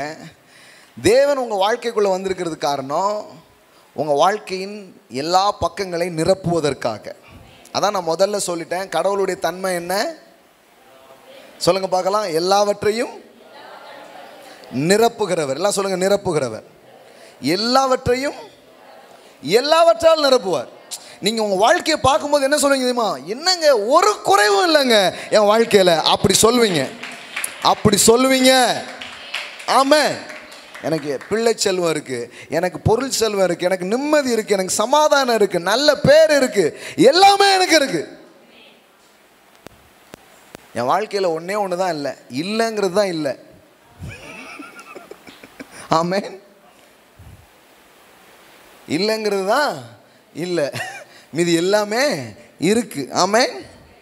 அப்படி ஆக்கிடுவார் வாழ்க்கை. அதுதான் இன்னைக்கு, அதான் பிக்சர். அதை உங்கள் மைண்டில் நான் வைக்க விரும்புகிறேன். இன்னைக்கு ஆவியானவர் உங்களுக்கு உதவி செய்யட்டும். உங்கள் மைண்டில் அந்த படத்தை வைங்க. அதுதான் கானானை நோக்கிய பயணம், நிறைவை நோக்கிய பயணம். எனக்கு அதை தான் வச்சிருக்கிறாரியா. 1000 பேர் சொல்லுவோம் அதுக்கு வாய்ப்பே கிடையாது, வாய்ப்பு இல்லை ராஜா அப்படிம்பாங்க. நீங்கள் சொல்லுங்கள். ஒருத்தர் இருக்கிறார், அவர் வாக்கு பண்ணியிருக்கிறார், உன்னை நான் வெறுங்கையாய் போக விடேன் அப்படின்னு. அடுத்தது அவர் செஞ்ச முதல் அற்புதமே, முதல்ல அவர் செய்கிறது என்ன பண்ணுறாரு? குறைவை. இப்போ 23ஆம் சங்கீதம் உங்களுக்கு தெரியுமா தெரியாதா? தெரியும். ஒரு மேய்ப்பன் தன் ஆட்டை என்ன பண்ணுறான்? பராமரிக்கிற ஒரு சங்கீதம். அதாவது ஆட்டை பராமரிப்பது போல எப்படி கடவுள் நம்மளை பராமரிக்கிறாருங்கிறத தாவீது சொல்கிறான் இல்லையா? அந்த 23ஆம் சங்கீதத்தில் நீங்கள் பாருங்கள், அந்த மேய்ப்பனுடைய முதல் ஆக்ட் என்னவா இருக்குன்னு பாருங்கள். அந்த மேய்ப்பன் செய்கிற முதல் வேலை என்ன? கர்த்தர் என் மேய்ப்பராக இருக்கிறார், what is the first thing? முதல் விஷயமே என்ன? நான் தாழ்ச்சி அடையேன். ஆமென். I shall not want. The Lord is my shepherd. Amen. Jesus Christ is my shepherd. He is my shepherd. அவர் என்னுடைய மேய்ப்பராக இருக்கிறபடினால் நான் உன்னை சொல்ல முடியும், I shall not lack, I shall not want. அப்போ ஃபர்ஸ்ட் ஆக்ட், அந்த மேய்ப்பருடைய முதல் வேலையே என்னவா தான் இருக்கு? குறைவை நிறைவாக்குறது தான். முதல் அற்புதமே அதுதானா? அப்போ நீங்கள் வந்து இதை எதிர்பார்க்கலாமா? எதிர்பார்க்கக்கூடாதா? கண்டிப்பாக எதிர்பார்க்கலாம். ஆமென். என்ன குறைவில் இருந்தாலும் இன்னைக்கு எனக்கு அதை நிறைவாக்குற ஒருத்தர் இருக்கிறார். ஆமென். இந்த இப்போ பாருங்களேன், நம்ம குறைவாக இருக்கிறதுனால தான் பொறாமைப்படுறோம். அமைதியாக இருக்கிறீங்களா? பொறாமை வருது. யாருக்காவது நல்லது நடந்துட்டா என்ன ஆகுது? ஃபயர் சர்வீஸுக்கு ஃபோன் பண்ண வேண்டியது இருக்குது. ஏன்னா இங்கே எரியுதுல்ல, தக்க தக்க தக்க தக்க தக்க தக்க தான் எரியுது. அதான் அடிக்க சார், என்னது வீடு வாங்கிட்டானா, அவ பொண்ணுக்கு மாப்பிள்ளை கிடைச்சிட்டா, என்னது அங்கே 100 கிலோவா அப்படிங்க. ஏதாவது ஒரு மாதிரி ஆகுது பாருங்களேன். ஏன்? பக்கத்தில் பார்த்து கேளுங்க, ஏன்? ஏன்னா இங்கே என்ன இருக்கு? நமக்குள்ள ஒரு எம்டினஸ் பாருங்களேன். அதனால தான் யாருக்காவது ஒரு நல்லது நடந்தால் கூட நம்மளால் என்ன பண்ண முடிய மாட்டேங்குது, செலிப்ரேட் பண்ண முடிய மாட்டேங்குது. நமக்கு ஒரு மாதிரி இருக்கு. திருப்பி நம்ம சில பேர்கிட்ட கேட்போம், தரமாட்டாங்க. கரெக்டா? கரெக்டாக கட்டலையா? தரமாட்டாங்க. இல்லைன்னா நம்ம எதிர்பார்த்த அளவு தரமாட்டாங்க. இல்லைன்னா தந்துட்டு சொல்லி காட்டிக்கிட்டு இருப்பாங்க. இதுக்கு தராமலே இருந்திருக்கலாங்கிற மாதிரி இருக்கும். இதனாலலாம் கொஞ்சம் பாதிக்கப்பட்டிருப்போம். அதனால் நம்ம என்ன பண்ணுவோம், யாரையாவது திட்டிக்கிட்டே இருப்போம். அவன்லாம் வச்சுருக்கான், தரலாம், ஆனால் தரமாட்டுக்கானே. எங்கள் மாமா, எங்கள் 1 விட்ட பெரியப்பா, 2 விட்ட சித்தப்பா, எல்லாரும் வச்சுருக்காங்க. ஃபாரினுக்கெலாம் போய் வச்சுருக்காங்க. ஒருத்தனை என்ன பண்ண மாட்டேக்காங்க, தரவே மாட்டேக்காங்க. நீங்கள் என்ன பண்ணுவீங்கன்னு தெரில, அதான் விஷயம். அத்தால தரவே மாட்டுக்காங்க. இதெல்லாம் மக்கள் ஏன் இப்படி புலம்பிகிட்டு இருக்கிறாங்க, ஏன் இப்படி பண்ணிகிட்டு இருக்காங்கன்னா, கிறிஸ்தவங்களாயும் இன்னும் அந்த பழக்கங்கள் போல. யாராவது எனக்கு தருவாங்களா? நீங்கள் அப்படி நினைக்கிறதுக்கு பேர் தான் தரித்திரம். தரித்திர புத்தின்னு தெரியுமா? யாராவது எனக்கு தருவாங்களா, யாராவது எனக்கு கொடுப்பாங்களா, இப்படி யோசித்துட்டே இருந்தீங்கன்னா நீங்கள் தரித்திர சிந்தையோடு வாழுகிறீர்கள் என்று அர்த்தம். அதுதான் உங்கள் ஏழ்மை. கரெக்டாக புரிஞ்சுக்கோங்க. இன்னைக்கு எனக்கு யாரும் தர வேண்டியதில்லை. வானத்தையும் பூமியும் படைத்த தேவனுக்கு நேராக என் கைகளை ஏறெடுக்கிறேன். அவரிடத்திலிருந்து எனக்கு உதவிகள் வரும், அவரிடத்திலிருந்து எனக்கு ஒத்தாசைகள் வரும். ஆமென். எனக்கு ஒத்தாசை வரும் பர்வதங்களுக்கு நேராக என் கண்களை ஏறெடுக்கிறேன். இன்னைக்கு உங்க தரித்திரம் ஷிஃப்ட் ஆகிறதுக்கு ஒரு வழி சொல்றேன். அவன் இவன் அது இது மேலெல்லாம் என் கண்ணை வைக்க போறதில்லை. எனக்காக ஜீவனை கொடுத்து கல்வாரி சிலுவையில மரித்த உயிர்த்தெழுந்த என் தேவனுக்கு நேராக என் கண்ணை வைக்கிறேன்னு சொல்லி பாருங்க. அன்னைக்கு உங்க வாழ்க்கையில ஷிஃப்ட் வருதுங்க. செழிச்ச எல்லாருடைய வாழ்க்கையிலையும் இந்த ரகசியத்தை புரிந்து வைத்திருந்தார்கள். எந்த ரகசியம்? The millionaires secrets. The millionaires mind. செழிப்புள்ளவர்களின் மனமும் செழிப்புள்ளவர்கள் எதை புரிந்து வைத்திருந்தார்கள் என்றால், எங்க நோக்கி பார்க்கணும்னு அவங்களுக்கு தெரிஞ்சிச்சு. ஆமென். எங்க நோக்கி பார்க்கணும், எங்க நோக்கி பார்த்தார்கள். எல்லாம் சொல்லுங்க, ஒத்தாசை வரும் பர்வதங்களுக்கு நேராக என் கண்களை. ஆமாம், கடவுள் சில மனிதர்களை பயன்படுத்துவார். சில மனிதர்கள் மூலம்தான் காரியங்களை கர்த்தர் செய்கிறார். அதுக்காக உங்கள் கண்ணை யார் மேலே வைக்கணுங்கிற அவசியம் இல்லை. ஆமென். எல்லாம் சொல்லுங்கள், உறவுகளுக்காக நன்றி, மனிதர்களுக்காக நன்றி. ஆனால் என் கண்ணை எந்த மனுஷன் மேலேயும் நான் வைக்க விரும்பலை. ஆமென். சில நேரம் அவங்களுக்கு மனசு இல்லாமல் இருக்கலாம், சில நேரம் திராணி இல்லாமல் இருக்கலாம். இருக்கும், ஆனால் கொடுக்கறதுக்கு மனசு இருக்காது. சில நேரம் மனசு இருக்கும், ஆனால் தருவதற்கு திராணி இருக்காது. இதுதான் மனிதர்கள். ஆனால் அவருக்கு மனசும் இருக்கு, உங்களுக்கு செய்யறதுக்கு திராணியும் இருக்கு. ரெண்டையும் உடையவராக அவர் இருக்கிறார். அவர் வல்லவராகவும் நல்லவராகவும் இருக்கிறார். ஆமென். He is willing and he is able. எல்லாம் சொல்லுங்க, willing, unable. ஆமென். அவர் செய்யக்கூடியவராகவும் விரும்பக்கூடியவராகவும் இருக்கிறார். இப்போ கண்ணை நான் எங்கே எக்ஸ்பெக்ட் பண்ண போகிறேன்? எனக்கு ஒத்தாசை வரும். எல்லாம் சொல்லுங்கள், எனக்கு ஒத்தாசை வரும் பர்வதங்களுக்கு நேராய். ஆமென். எல்லாம் சொல்லுங்கள், அவரை நோக்கி பார்க்க போகிறேன், அவர்கிட்ட கேட்க போகிறேன், அவர் எனக்கு தருகிறவராக இருக்கிறார். ஆமென். ஹல்லேலூயா. யாக்கோபு 1 தான் நாம் வாசிக்கிறோம். யாக்கோபு 1.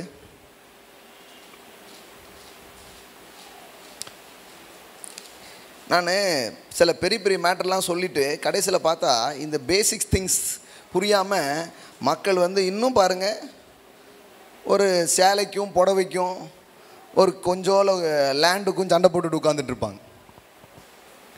என்னை விட அவளுக்கு 200 ரூபா கூட, இதுக்கு ஒரு சண்டை பாருங்களேன். இதனால குடும்பமே பிரிஞ்சது கதெல்லாம் இருக்குது. ஒரு புடவையால் பிரிஞ்ச குடும்பம் நிறைய இருக்குது. இந்த பிச்சைக்காரத்தனமெல்லாம் நம்ம புத்தியிலிருந்து துடைக்கணும்னா இந்த சத்தியத்தை கொஞ்சம் கேட்கணும். ஏமேன். எல்லாம் தொடச்சா உங்களுக்கு வேறு மாதிரி ஒரு தேவன் இருக்கிறாருன்னு உங்களுக்கு தெரியும். உங்களுக்கு யாரும் தரணும்னு நினைக்க மாட்டாங்க. நீங்கள் எல்லாருக்கும் செய்கிற ஆளாக இருப்பீங்க. அப்படி இருப்பீங்க. அது எப்படிங்கிறத உங்களுக்கு காட்ட விரும்புகிறேன். ஏமேன். எத்தனை பேருக்கு அது ஆசை அந்த மாதிரி வாழணும்னு?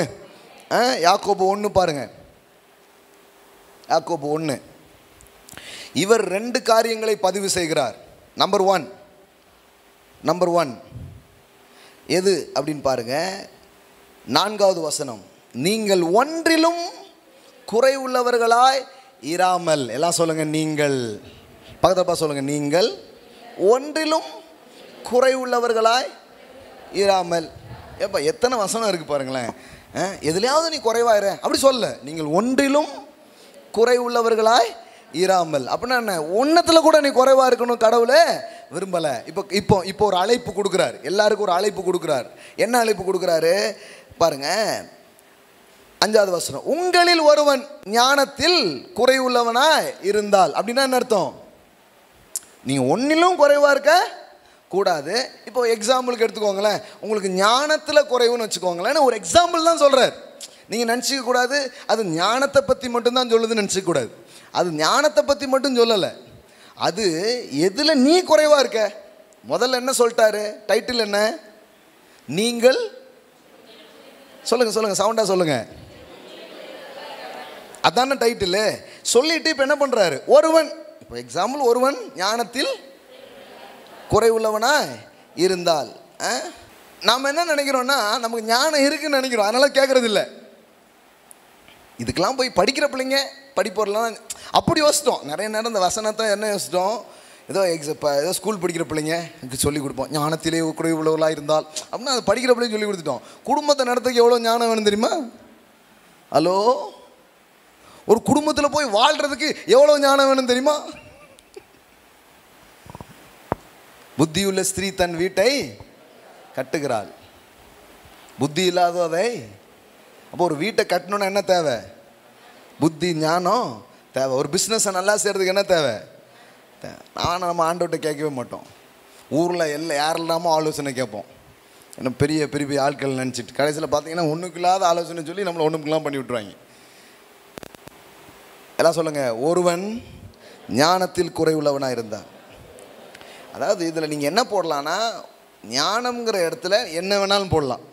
விளங்குதா? ஞானம்ங்கிற இடத்துல என்ன வேணாலும் போடலாம். நீங்கள் என்ன குறைவு இருந்தாலும், உங்களில் ஒருவன் எந்த குறைவில் இருந்தாலும் என்ன பண்ணணும்? ஊரெல்லாம் போயிட்டு எனக்கு அந்த குறை இந்த குறை, என் கஷ்டத்தை கேட்டிங்களாக்கா, காலையில் எஞ்சி கிளம்பிடுவாங்க பாருங்கள். ஒன்று சீரியல் பார்க்குறது, இல்லைன்னா உட்காந்து ஊரில் யார்கிட்டையாவது புலம்பி தீக்கிறது. கேட்டிங்களா எவ்வளோ கஷ்டம், அவர் அப்படி பண்ண, அந்த மாமியார் இப்படி, டே போகுது பாருங்களேன், டே ஃபுல்லாக. அப்புறம் வாழ்க்கை எப்படி நல்லாவும் பாருங்கள். சர்ச்சுக்கு வேறு ஞாயிற்றுக்கிழமை போயிட்டு வந்துடுறது. இதுதான் பெரிய கொடுமையாக இருக்குது. சண்டே வேறு பாப்பான்னு ஏதாவது போய் சர்ச்சுக்கு போயிட்டு வந்துட்டு திருப்பி போய் திங்கக்கிழமை சனிக்கிழமை வரைக்கும் என்ன பண்ணிகிட்டு இருக்கிறது? அவங்க பண்ணலை, இவங்க பண்ணலை, அவங்க தரலை, இவங்க தரலை, இதே தான் ஓடுறது. அப்படின்னா என்ன அர்த்தம்னா, எத்தனையோ வருஷம் போயும் இன்னும் புத்தி என்னாவலை? வசனத்தை வச்சு தேய்ச்சி கழுவலை. தேய்ச்சி கழுவுனா வாழ்க்கை நல்லாயிடும். ஆமென். எப்படிங்கிறத இப்போ சொல்லிகிட்டு இருக்கிறேன் நான். உங்களில் ஒருவன் யாதொன்றிலும் குறைவுபட்டால். ஏதாவது ஒன்றில் குறைவுபடுறீங்களா? குறைவு இருக்கா வாழ்க்கையில்? நிறைவாக மாறணும்னு ஆசைப்படுறீங்களா? அது எப்படி நடக்கும்? இங்கே சொல்கிறாரு பாருங்க, குறைவுள்ளவனாக இருந்தால் யாவருக்கும் சம்பூரணமாய் கொடுக்கிறவர். தேவன் யாருங்க? இந்த இடத்துல கூட தேவனை எப்படி சொல்லியிருக்குது? கரெக்டாக சொல்லுங்க. யாவருக்கும், எல்லாம் சொல்லுங்க, யாவருக்கும் சம்பூர்ணமாய் கொடுக்கிறவர். ஆமென். God who gives to everyone generously. எல்லாம் சொல்லுங்க, generously. அப்படின்னா என்னன்னா, கேட்கிற எல்லாருக்கும் தாராள பிரபுவாக அள்ளி கொடுக்கிறவராக அவர் இருக்கிறார். எல்லாம் சொல்லுங்க, யாவருக்கும். ஐயோ, தேவனை இப்படி பார்க்க ஆரம்பிங்க. எல்லாம் சொல்லுங்க, யாவருக்கும். நம்மலாம் கூட கொஞ்சம் பிடிச்ச ஆளு கொடுப்போம், பிடிக்காதவர்கள் கொடுக்க மாட்டோம். அவருக்கு அப்படி கிடையாது. எப்படியே போட்டிருக்கு பாருங்க, generously and without rebuke or blame and it will be given to him. அதாவது தேவன் எப்படிப்பட்டவராக இருக்கிறாருன்னா, அவரிடத்துல கேட்க வர்றவன் குறை உள்ளவனாக இருந்தாலும், அவர்கிட்ட கேட்க வர்றவன் பாவம் உள்ளவனாக இருந்தாலும், அவர்கிட்ட கேட்க வந்தவன் சரியில்லாதவனாக இருந்தாலும் அவனுக்கும் சம்பூர்ணமாக கொடுக்குறார். அதுதான் அவருடைய தன்மையாக இருக்குது பாருங்களேன். ஆமென். தமிழ் எப்படி வருது? ஒருவரையும் கடிந்து கொள்ளாதவருமாய் இருக்கிற தேவனிடத்தில் கேட்க கடவன். கடவுளுடைய தன்மை பாருங்களேன். ஒருத்தனை கூட கடிந்து கொள்றது இல்லையா? டே, நீ என்ன இந்த பக்கம் வந்த மாதிரி இருக்கு, தேவனே வந்திருக்கியோ, அப்படிலாம் சொல்கிறதே இல்லை. அப்படிலாம் சொல்கிறதே கிடையாது. நம்ம நல்லா சொல்லி காட்டிட்டு கொடுப்போம். அதே அன்னைவன் முதல்ல சொன்னேன், இந்தா எனக்கு அப்போவே தெரியும் அப்படின்னு தான் பண்ணுவோம். ஆனால் அவர் தாராளமாக கொடுக்குறார், எல்லாரும் கொடுக்குறார், சொல்லி காட்டாமலே கொடுக்குறார், சொல்லி காட்டுறதே இல்லை. த ஜெனரஸ் காட். எல்லாம் சொல்லுங்க, ஜெனரஸ். ஆமாம், எல்லாம் சொல்லுங்க, தாராளமானவர், ஒருவரையும் கடிந்து கொள்ளாதவர். பா, இந்த மாதிரி தேவனை நீங்கள் யோசித்து பார்த்துருக்கீங்களா? திட்டவே மாட்டார். சில நமக்கு ஒரு மாதிரி ஆகிடும், துட்டுக்காக மட்டுமே வர்றாங்களோ அப்படிங்கிற மாதிரி நமக்கு டென்ஷன் ஆகும் சில நேரம். சில ஆட்கள் அப்படி இருக்காங்க, கரெக்டாக காசுக்காக மட்டும் வருவாங்க, காசு வாங்கிட்டு கரெக்டாக கிளம்பிடுவாங்க. அதெல்லாம் பார்க்கும்போது நமக்கு கடுப்பேற்றுறார், மை லாட், அந்த மாதிரி நமக்கு ஆகும். ஆனால் லார்ட் எப்படி இருக்கிறாருன்னா, நான் யாரையும் கடிஞ்சிக்கிறதே இல்லைப்பா, துதிக்கிறவன் துதிக்கிறான், திட்டுறவன் திட்டுறான், நம்ம சாப்பாடு போடுறது போட்டுருவோமேங்க. புரிஞ்சா? நல்லோர் மேலும் தீயோர் மேலும் மழையை வர்ஷிக்கிற தேவன் நன்றி உள்ளவர்களுக்கும் நன்றி கெட்டவர்களுக்கும். அதுதான் முக்கியம். நம்ம நன்றி உள்ளவங்களுக்கு நம்ம நினைக்கிறோம் ஸ்தோத்திர பலி சொன்னவனுக்கு தான் கொடுக்குறாரு நினைக்கிறோம். இல்லை, சிலர் ஆத்திர பலிலாம் சொல்லிட்டு இருக்கான். நன்றி கெட்டவனா வாழ்கிறான், அவனுக்கு கூட அவன் கடவுளை பார்த்தா அவனுக்கு கொடுக்குறாருங்க. ஏன்னா அவர் தாராளமாக இருக்கிறார். ஆமென். அவர் உங்களுக்கு கொடுப்பது நீங்கள் நல்லவங்கிறதுனால கிடையாது, அவர் நல்லவர்ங்கிறதுனால உங்களுக்கு கொடுக்கிறார். According to his richness, according to his goodness, according to his grace. ஆமென். இந்த தேவனை நீங்கள் பார்த்துருக்கீங்களா?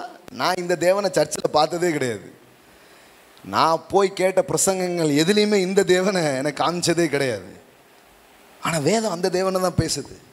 நீங்கள் குறைவாகவே இருக்கக்கூடாது. ஒரு நல்ல அப்பா மாதிரி உங்களை பார்க்குறாருங்க. ஏன் பிள்ளை அவர் பொறுத்தல வீதியில் நடக்கிறார், நீங்கள் புழுதியில் நடக்க அவர் விரும்பாரா? புழுதியிலிருந்து தூக்குகிறார், குப்பையிலிருந்து உயர்த்துகிறார், பிரபுக்களோடு ராஜாக்களோடு உங்களை உட்கார வைக்கிற தேவனாக அவர் இருக்கிறார். ஆமென். நானே எப்படி இருக்கிறேன், என் பிள்ளைங்க நல்லா இருக்கும்னு நினைக்கிறேன். ஆமென். அதுதான் கடவுளுடைய மனதுங்க. It's a generous God. தாராளமாக இருக்கிறாருங்க, அள்ளி அள்ளி கொடுக்குறாரு, வாரி இறைக்கிறார். ஆமென்.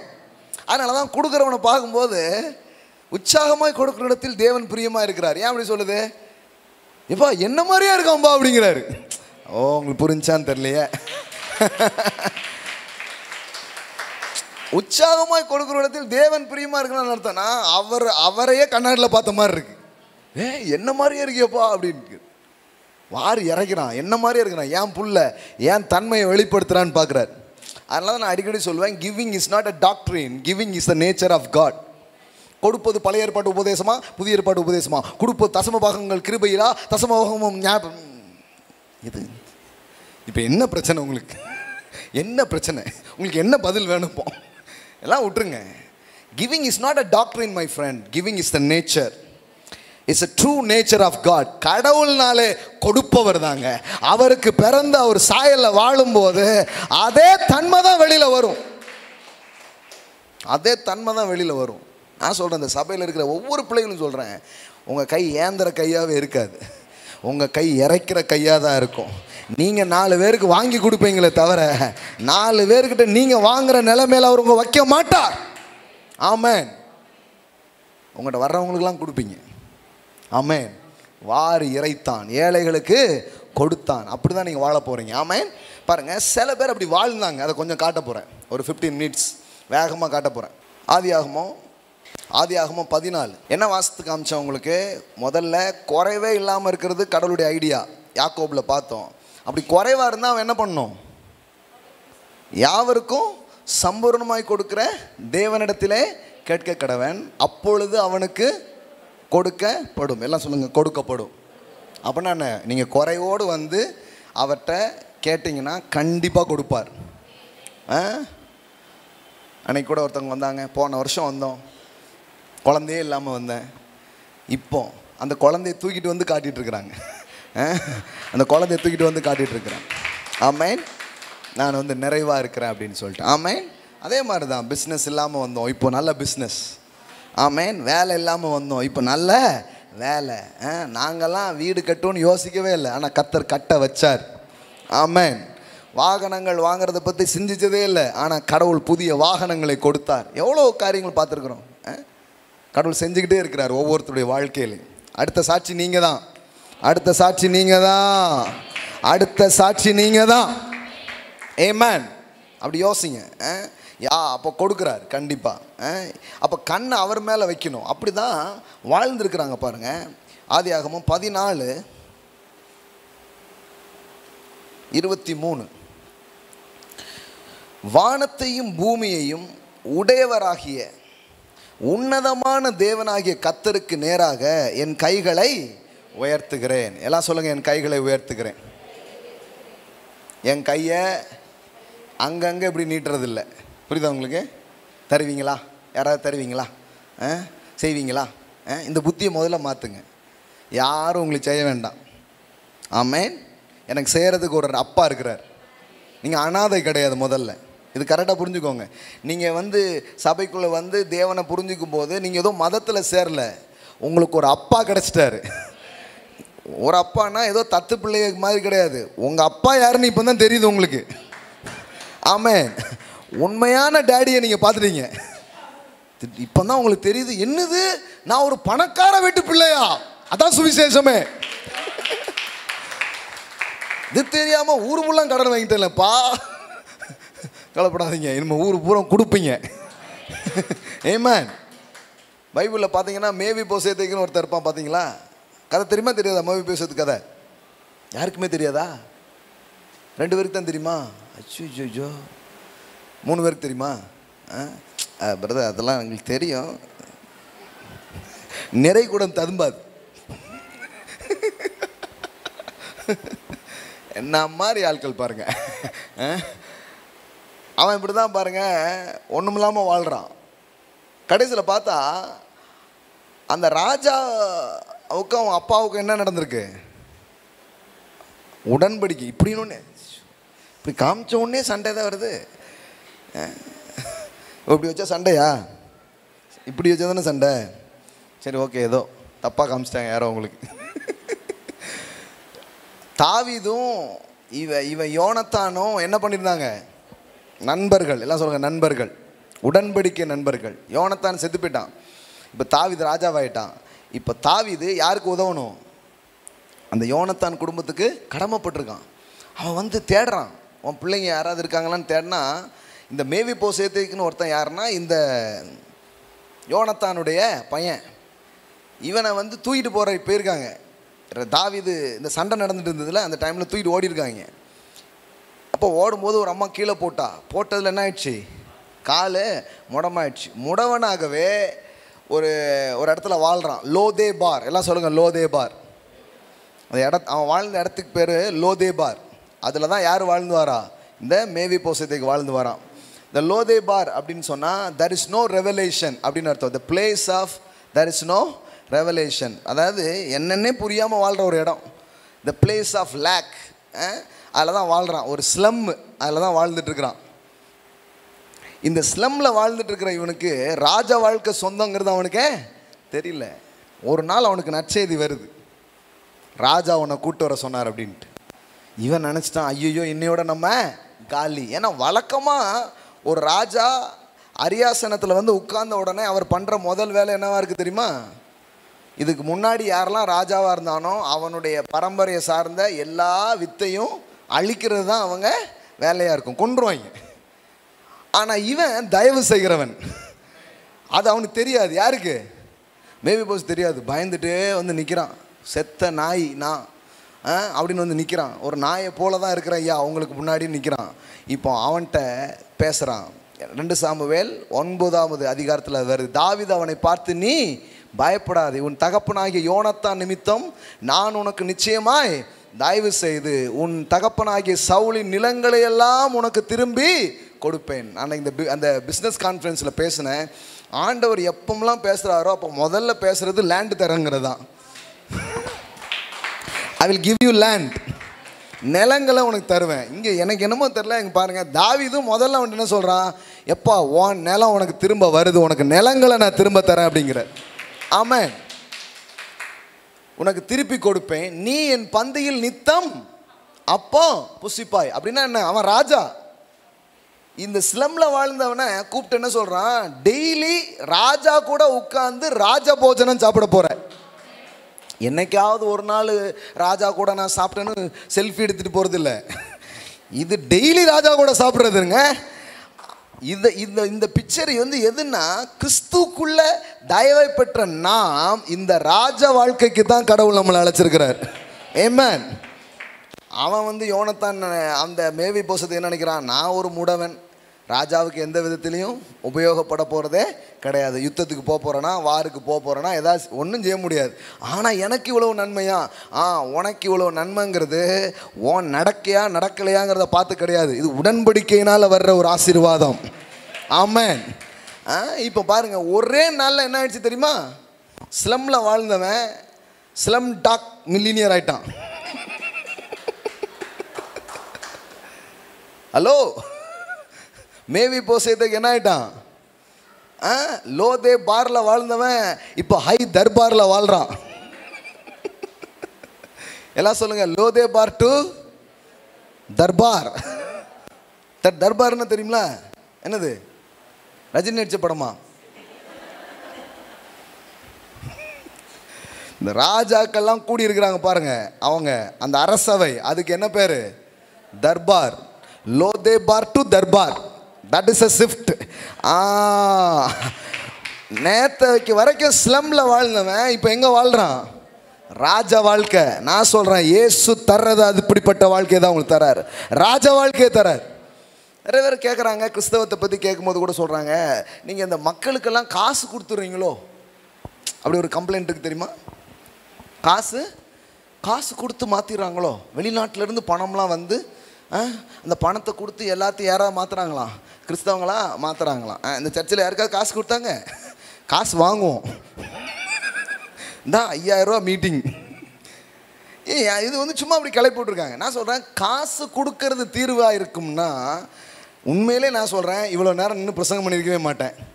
எவ்வளோ உங்கள் பாக்கெட்டில் இருக்கிற எடுங்க, என் பாக்கெட்டில் எடுங்க, எவ்வளோ காணிக்கும், ஆளுக்கு ஒரு 100 ரூபாவோ 200 ரூபாவோ கொடுத்து அனுப்புங்கன்னு நினச்சிருப்பேன்.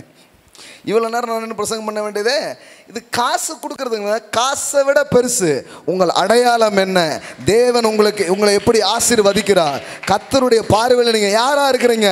It is a gospel, it's more than money. இது பணம் இல்லை, பணத்தையே உண்டாக்கும் சூத்திரம். ஆமென். பணம் கொடுத்தா பணத்தை காலி பண்ணிட்டு வந்து நிற்பீங்க. ஆனால் இது விளங்குச்சுன்னா பணம் உற்பத்தி ஆகிக்கிட்டே இருக்கும், பணம் பெருகிக்கிட்டே இருக்கும். அதை தான் கொடுத்துக்கிட்டு இருக்கிறோம். ஆமென்.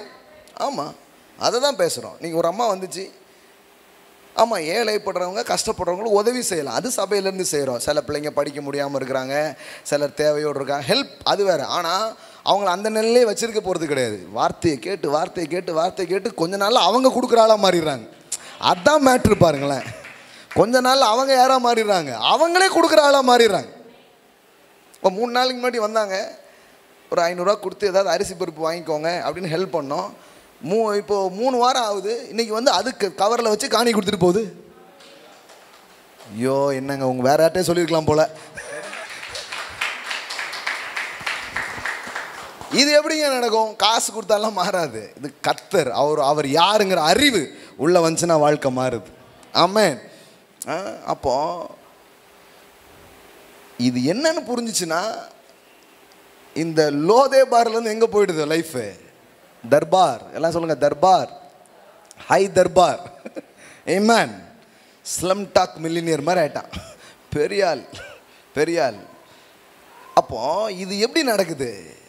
இது எப்படி நடக்குது பாருங்கள். அதை தான் இந்த யாத்திரா இதில் காமிச்சிட்டு இருக்கிறேன். 14:23, ஆதியாகமம் 14:23. வானத்தையும் பூமியும் உடையவராகிய உன்னதமான தேவனாகிய கர்த்தருக்கு நேராக என் கைகளை உயர்த்துக்கிறேன். எல்லாம் சொல்லுங்கள், கையை உயர்த்துறேன். அப்போ நான் எதுக்கு சொல்ல வந்தேன் இந்த கதை? இப்படி இருக்க மாட்டேங்க, இப்படி இருக்கும் உங்கள் கை. ஆமென். இப்படி இருக்கும். ஆமென். சில இப்படியும் இருக்காது. டேபிளுக்கு கீழேயா, டேபிளுக்கு மேலேயா, டேபிளுக்கு கீழேயா அப்படியும் இருக்காது லைஃபு. கை வாரி இறைக்கும். ஆமென். அது கடவுளுடைய விருப்பங்க, கடவுளுடைய விருப்பம். அப்போ எப்படி இந்த மாதிரி ஒரு ஷிஃப்ட்டுக்குள்ளே எப்படி போகுதுன்னா, இவங்க என்ன புரிஞ்சு வச்சுருந்தாங்க பாருங்கள். வானத்தையும், எல்லாம் சொல்லுங்கள், வானத்தையும் பூமியையும் உடையவராகிய உன்னதமான தேவனாகிய கர்த்தருக்கு நேராக என் கைகளை உயர்த்துக்கிறேன். எல்லாம் சொல்ல, என் கையை நான் அவருக்கு நேராக உயர்த்தப்படுறேன். அப்படின்னா என்னென்னா, I expect from you Lord. நான் உங்ககிட்ட இருந்து எதிர்பார்க்குறேன். ஆமென். இதுக்கு உங்கள் இருதயம் பழகிடுச்சுன்னா நீங்கள் வறுமையில் இருக்க மாட்டீங்க, நீங்கள் குறைவில் இருக்க மாட்டீங்க, நீங்கள் யாரையாவது குறை சொல்லிவிட்டு உட்கார மாட்டீங்க. அவங்க தரல, இவங்க தரல, யார் எனக்கு தர வேண்டியது இல்லை, என் அப்பா எனக்கு தருவார். வானம் திறந்து கொட்டுவார். ஃபுல்லாக குடும்பத்தில் பூரா என்ன சண்டை? யாரோ ஒருத்தங்க தரலைங்கிற சண்டை தானே. யாரோ ஒருத்தங்க தரல, செய்ய வேண்டியவங்க செய்யலை. இதான் இதே சண்டை தான், வேறு ஒன்றும் பெருசாக இருக்காது பாருங்களேன். இதுதான் முக்கால்வாசி. ஆனால் இப்போ நான் சொல்கிறேன், இது புரிஞ்சுக்கிச்சுன்னா நீங்கள் அப்படி யோசிக்க மாட்டீங்க. என் கையை அங்கே உயர்த்துறேன். ஒரு ராஜா வந்து சொல்கிறான், யார்கிட்ட? ஆபிரகாம்கிட்ட சொல்கிறான், நான் வேணால் உனக்கு ஸ்பான்சர்ஸ் பண்ணுறேன், உனக்கு தரேன் அப்படிங்கிறான். ஆபிரகாம் சொல்கிறான், அவனுக்கு என்ன ஒரு தெனாவட்டான பேச்சு பாருங்களேன். இது வந்து ஹோலி போல்ட்னஸ், பரிசுத்த தைரியம் மாதிரி என்ன பேசுகிறான் பாருங்களேன்.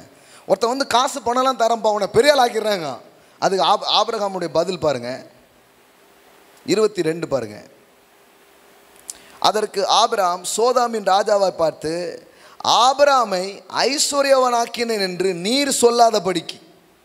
என்ன ஒரு பேச்சு பாருங்க. என்னை பணக்காரனாக்குன பெருமை உனக்கு இருக்கக்கூடாது, என்னை பணக்காரனாக்குன பெருமை என் தேவனுக்கு தான் இருக்கணும். ஆமென். இவன் எப்படி தெரியுமா மோசமான ஆள்? யார்? இந்த ராஜா இருக்கான் பாரு, இவன் சோதாம் ராஜா. கொடுக்குற மாதிரி கொடுத்துட்டு, நம்ம பையன் நம்ம தான் உன்னை பெரிய ஆளாக்கி விட்டோம். தப்பி தவிர என்னைக்காவது ஒருத்தர் வண்டியில் என்னைக்காவது ஒருத்தர் பேர் பாருங்க, அவர் வண்டியில் தாங்க என் வண்டியில் தாங்க ஒரு நாள் போனாலும் பேசிட்டு இருப்பாங்க. பார்த்துருக்கீங்களா நீங்கள்? ஆந்தி வேலை ஒரு நாள் போனதுக்கு வாழ்நாளெல்லாம் சொல்லிட்டு இருப்பாங்க பாருங்க. அந்த மாதிரி ஆள் யார்? இந்த சோதாம். ஆமாம், அவன் வந்து எந்த மாதிரி ஆள்னா, நான் கொடுத்தா அவன் பெரிய ஆளானா, நான் தான் அவனுக்கு கொடுத்தேன் அப்படி சொல்கிற ஒரு ஆள். அவன் சொல்லிட்டான், எனக்கு வேண்டாம், சும்மா இந்த பே பண்ணுறது மட்டும் ஒழுங்காக பண்ணு, என் பிள்ளைங்கள்லாம் சண்டை போட்டிருக்காங்க, அவங்களுக்கானதை மட்டும் கொடுத்துரு, எனக்கு நீ தர வேண்டாம், எனக்கு தர்ற ஒருத்தர் இருக்கிறார். வானத்தையும் பூமியும் படைத்த தேவனுக்கு நேராக என் கைகளை ஏறெடுக்கிறேன். ஆமென். எல்லாம் சொல்லுங்கள், கையை அங்கே உயர்த்துனா கையை இப்படி நீட்ட வேண்டியது வராது. ஆமென். ஏந்த மாட்டீங்க. ஆமென். ஒரே ஒரு எக்ஸாம்பிள்ஸ், இந்த எக்ஸாம்பிள்ஸ் மட்டும் இல்லை, இன்னொரு அற்புதமான எக்ஸாம்பிள்ஸ் என்னென்னா, யாக்கோபு தன் வாழ்நாளெல்லாம் ஆசீர்வாதத்தை தேடி ஓடின மனுஷன். அவனும் இதே ஸ்டேட்மெண்ட்டை சொல்கிறான். ஒரு நாள் அவன் மாமனாரால் பயங்கரமாக ஏமாற்றப்பட்டான். ஏமாத்தினது யார்? பொண்ணு கொடுத்த மாமனார். 10 வருஷம் அவங்க அங்கேயே வேலை பார்த்துருக்கான்.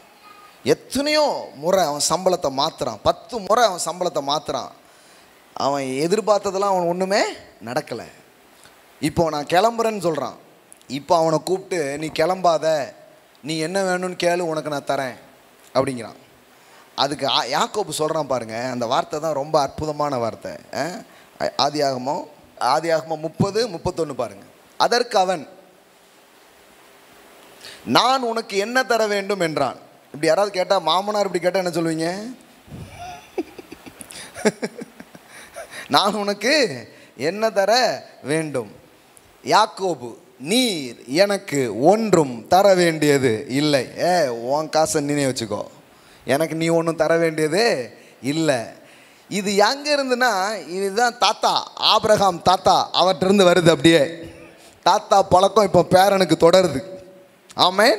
உங்கள் பிள்ளைகள் கூட பணத்துக்காக கடவுளை எப்படி நம்பணும்னு உங்கள்கிட்ட இருந்தால் கற்றுக்க போகிறாங்க. ஆமேன். நீங்கள் வீடு வீடாக போய் கடன் வாங்குறதும், கொடுத்த கடனை அடைக்க முடியாமல் அடுத்தால வீடு மாற்றி போகிறதும் இதே பார்த்துக்கிட்டு இருந்தாங்கன்னா, ஓஹோ கத்தரை நம்பினா இந்த வாழ்க்கை தான் அவன் நினச்சிடுவான். இன்றைக்கி நான் உங்களுக்கு சொல்கிறேன், கடன் வாங்குற மாதிரி மோசமான பழக்கம் எதுவுமே கிடையாது. அதை உடனடியாக நிறுத்துங்கள். அன்றைக்கி ஒருத்தர் ஒரு ஸ்டேட்மெண்ட் போட்டிருந்தார், பிச்சை எடுத்தாலும் எடுங்கள், கடன் வாங்காதிருங்கள் அப்படின்னு. அது அதை விட மோசம் நினைங்க. இன்வெஸ்ட்மெண்ட் பண்ணுறீங்க, முதலீடு செய்கிறீங்க, அதெல்லாம் வேறு. பேங்கிங் மூலமாக அது நான் சொல்ல, அது வந்து இன்வெஸ்ட்மெண்ட்டில் கடன் கிடையாது. அதாவது உங்கள் தேவைக்காக போய் கடன் என்ன பண்ணாதீங்க, வாங்காதீங்க. ஆண்டவரை நம்புங்க, கொஞ்சம் வெயிட் பண்ணுங்களேன். கடவுள் ஒரு அற்புதத்தை உங்களுக்கு செய்யட்டுமே. இங்கே வாங்கி அங்கே கொடுத்து, அங்கே வாங்கி இங்கே கொடுத்து, இதை பேரெல்லாம் கெடுத்து கடைசியில் அந்த அவமானத்தின் வாழ்க்கைக்காக கடவுள் உங்களை கூப்பிடல. எல்லாம் சொல்லுங்கள், நீர் எனக்கு ஒன்றும் தர வேண்டியதில்லை. இன்னும் சிலர் இருக்காங்க, ஜோம் பண்ணிக்கோங்க பாஸ்டர், ஒரு 10,000 ரூபா கடன் கேட்டிருக்கேன் அப்படிங்காங்க. இதுக்கு நான் ஜோம் பண்ணுமா? கர்த்தாவே அவர் உள்ளத்தை உருக செய்து மகன் கேட்கிற 10,000 கிடைக்கும்படி செய்வீராக ராஜா. எப்படி பாருங்க, ப்ரேயர் பாயிண்டே வேற மாதிரி இருக்கு. எல்லாம் சொல்லுங்க, நீயோ, பக்கத்தில் பார்த்து சொல்லுங்க, நீயோ கடன் வாங்குவதில்லை, நீயோ அநேக ஜாதிகளுக்கு கடன் கொடுப்பாய். அதான் கடவுளுடைய வார்த்தை. நீங்கள் வாங்க மாட்டீங்க, நீங்கள் கொடுக்குறவங்களா இருப்பீங்க. ஆமாம், இதில் வைங்க, உள்ளே வைங்க, நான் வாங்க மாட்டேன், எனக்கு கடன் வேண்டாம். ஆமாம், நான் இந்த வீட்டுக்காக பேங்க்கில் வாங்குறது கூட 50% நான் தான் பே பண்ணுறேன், 50% பேங்க்கில் வருது. அது கூட நான் சொல்லிகிட்டே இருக்கிறேன் ஆண்டவர்கிட்ட, அந்த 50% கூட நம்ம கொடுக்காத மாதிரி வாங்குற மாதிரி செஞ்சுருக்க ஆண்டவரேன்னு கேட்டுட்ருக்கிறேன் நான். நம்ம ஆமாம், முதல் பைக்கு தான் டியூவில் வாங்கினேன் பாருங்கள், டியூவில் வாங்கினேன். ஆனால் 2வது பைக் வாங்கும்போது கேஷ் கொடுத்தா வாங்கினேன். ஆமேன். அது மாதிரி போயிட்டு அப்படி வளர்ந்து வர்றோம் விசுவாசத்தில். நம்மளும் விரும்புங்க, ஆசைப்படுங்க. சிலருக்கு பார்த்தீங்கன்னா கடன் வாங்காமல் சும்மா இருக்க முடியாது. தேவையே இல்லைனாலும் வாங்கி, எதுக்கும் வாங்கி வைப்போம், தேவைப்படும்ல, ஆத்திர அவசரத்துக்கு. ஆத்திரமும் வரும், அவசரமும் வரும் உங்களுக்கு. ஏன்னா நீங்கள் அதை அப்படி யோசித்தானே வாங்கி வச்சிங்க. நான் சொல்லலை ஆத்திர அவசரம் வந்துட்டுல அப்படிம்பாங்க. ஆமாம், நீங்கள் அப்படி நினச்சி தானே வாங்கினீங்க. எதுக்கு சேர்த்து வைக்கிறீங்க? கஷ்ட காலத்துக்கு தேவைப்படும் இல்லையா? கஷ்ட காலம் வந்துச்சா? கண்டிப்பாக வந்துச்சு. ஏன்னா நீங்கள் அதுக்கு தானே சேர்த்தீங்க. ஹலோ, சீரியஸாக சொல்லிட்டு இருக்கிறேன் நான், விளங்குதா உங்களுக்கு? எனக்கு ஏங்க கஷ்ட காலம்? கஷ்ட காலம்லாம் கிடையாது, எப்போவுமே நான் நல்லா தான் இருக்க போகிறேன். சேமிக்கிறது ஒரு நல்ல பழக்கம், சேர்த்து வச்சுருக்கேன். கடவுள் திடீர்னு ஒருத்தர் கொடுக்க சொல்லுவார், கொடுப்போம்ல, அதுக்காக சேர்த்து வைக்க. அப்படி சேர்த்து வைங்க, கஷ்ட காலம் வரும்ல, நாளைக்கு இல்லாமல் போயிட்டுனா இந்த பயத்தில் சேர்க்கக்கூடாது பாருங்க. விளங்குதா? இன்னும் போகுது, கொஞ்சம் உள்ள ரூட்லலாம் போகுது சில வேலைகள்லாம். எனக்கும் இது ஒரு டைமில் புரியாமல் இருந்துச்சு. இது எப்படிங்க, எப்படி கத்தரை நம்பி கத்தரை எதிர்பார்த்து இப்படி வாழ முடியுமா அந்த உலகத்தில் அப்படிங்கிறது ஒரு டைம் எனக்கு நம்ப முடியாதா இருந்தது. ஆனால் இப்போ என்ன கேட்டிங்கன்னா, எல்லாத்த விட ஒரு விஷயத்தை நான் நம்புவேன்னா, என் தேவன் வானம் திறந்து கொட்டுவார் அப்படிங்கிறத நான் நம்புகிறேன். எல்லா காரியத்தை விட ஐஸ்வர்யமும் கனமும் அவராலே வருகிறது. இதை நான் ஆழமாக நம்புகிறேன். நான் ஒவ்வொரு நாள் ருசிக்கிறேன், நான் ஒவ்வொரு நாள் அதை அனுபவிக்கிறேன். எல்லாம் சொல்லுங்கள், நீ எனக்கு ஒன்றும் தர வேண்டியதில்லை. ஆமேன். சில அடிப்படை காரியம்தான், ஆனாலும் திரும்ப திரும்ப சொல்லணும் பாருங்களேன். எனக்கும் அதை திரும்ப திரும்ப கேட்டு தான் இறங்குச்சு. கத்தர் மேலே கண்ணை வச்சா கத்தர் எனக்காக செய்வார், கத்தர் எனக்காக யாவையும் செய்து முடிப்பார். ஆமேன். சொல்லுங்கள், எனக்காக யாவையும் செய்து முடிப்பார். அவர் பாருங்க யாவருக்கும் சம்பூர்ணமாக கொடுப்பாரு. அப்படின்னா இந்த பூமியில் எல்லாருக்குமே இருக்குங்க, எல்லாமே இருக்கு. எல்லாம் சொல்லுங்க, எல்லாருக்கும் இருக்கு, எல்லாமே இருக்கு. நீங்கள் இன்னொருத்தரை பார்த்து போட்டி பட வேண்டியது இல்லை, பொறாமப்பட வேண்டியதும் இல்லை. ஏன்னா அவருக்கு வேண்டியதும் இருக்கு, உங்களுக்கு வேண்டியதும் இருக்கு. ஒரு நேரத்தில் என்ன ஆகும் தெரியுமா? கொடுக்கறதுல தான் நம்ம போட்டி வரப்போகுது. வச்சுக்கோ, நீ வச்சுக்கோ, வாங்கிக்கோ, இல்லை நான் வாங்கிக்கிறேன். இந்த மாதிரி நல்ல நல்ல சண்டைகள் எல்லாம் உங்கள் வீட்டில் வருவதாக. ஆமென். போட்டி போட்டு கொடுத்துக்கிட்டே இருப்போம். கிஃப்ட்டு, பரிசு, அந்த மாதிரி ஆக்கிறதுக்கு தான் கடவுள் வந்திருக்கிறார். ஆமென். பேதுரு படகுல மீனை கொடுத்த போது அவன் பக்கத்து படகுக்கு செய்கை காட்டி அவங்களுக்கு மீனை கொடுக்குறான். போட்டிலாம் கிடையாது.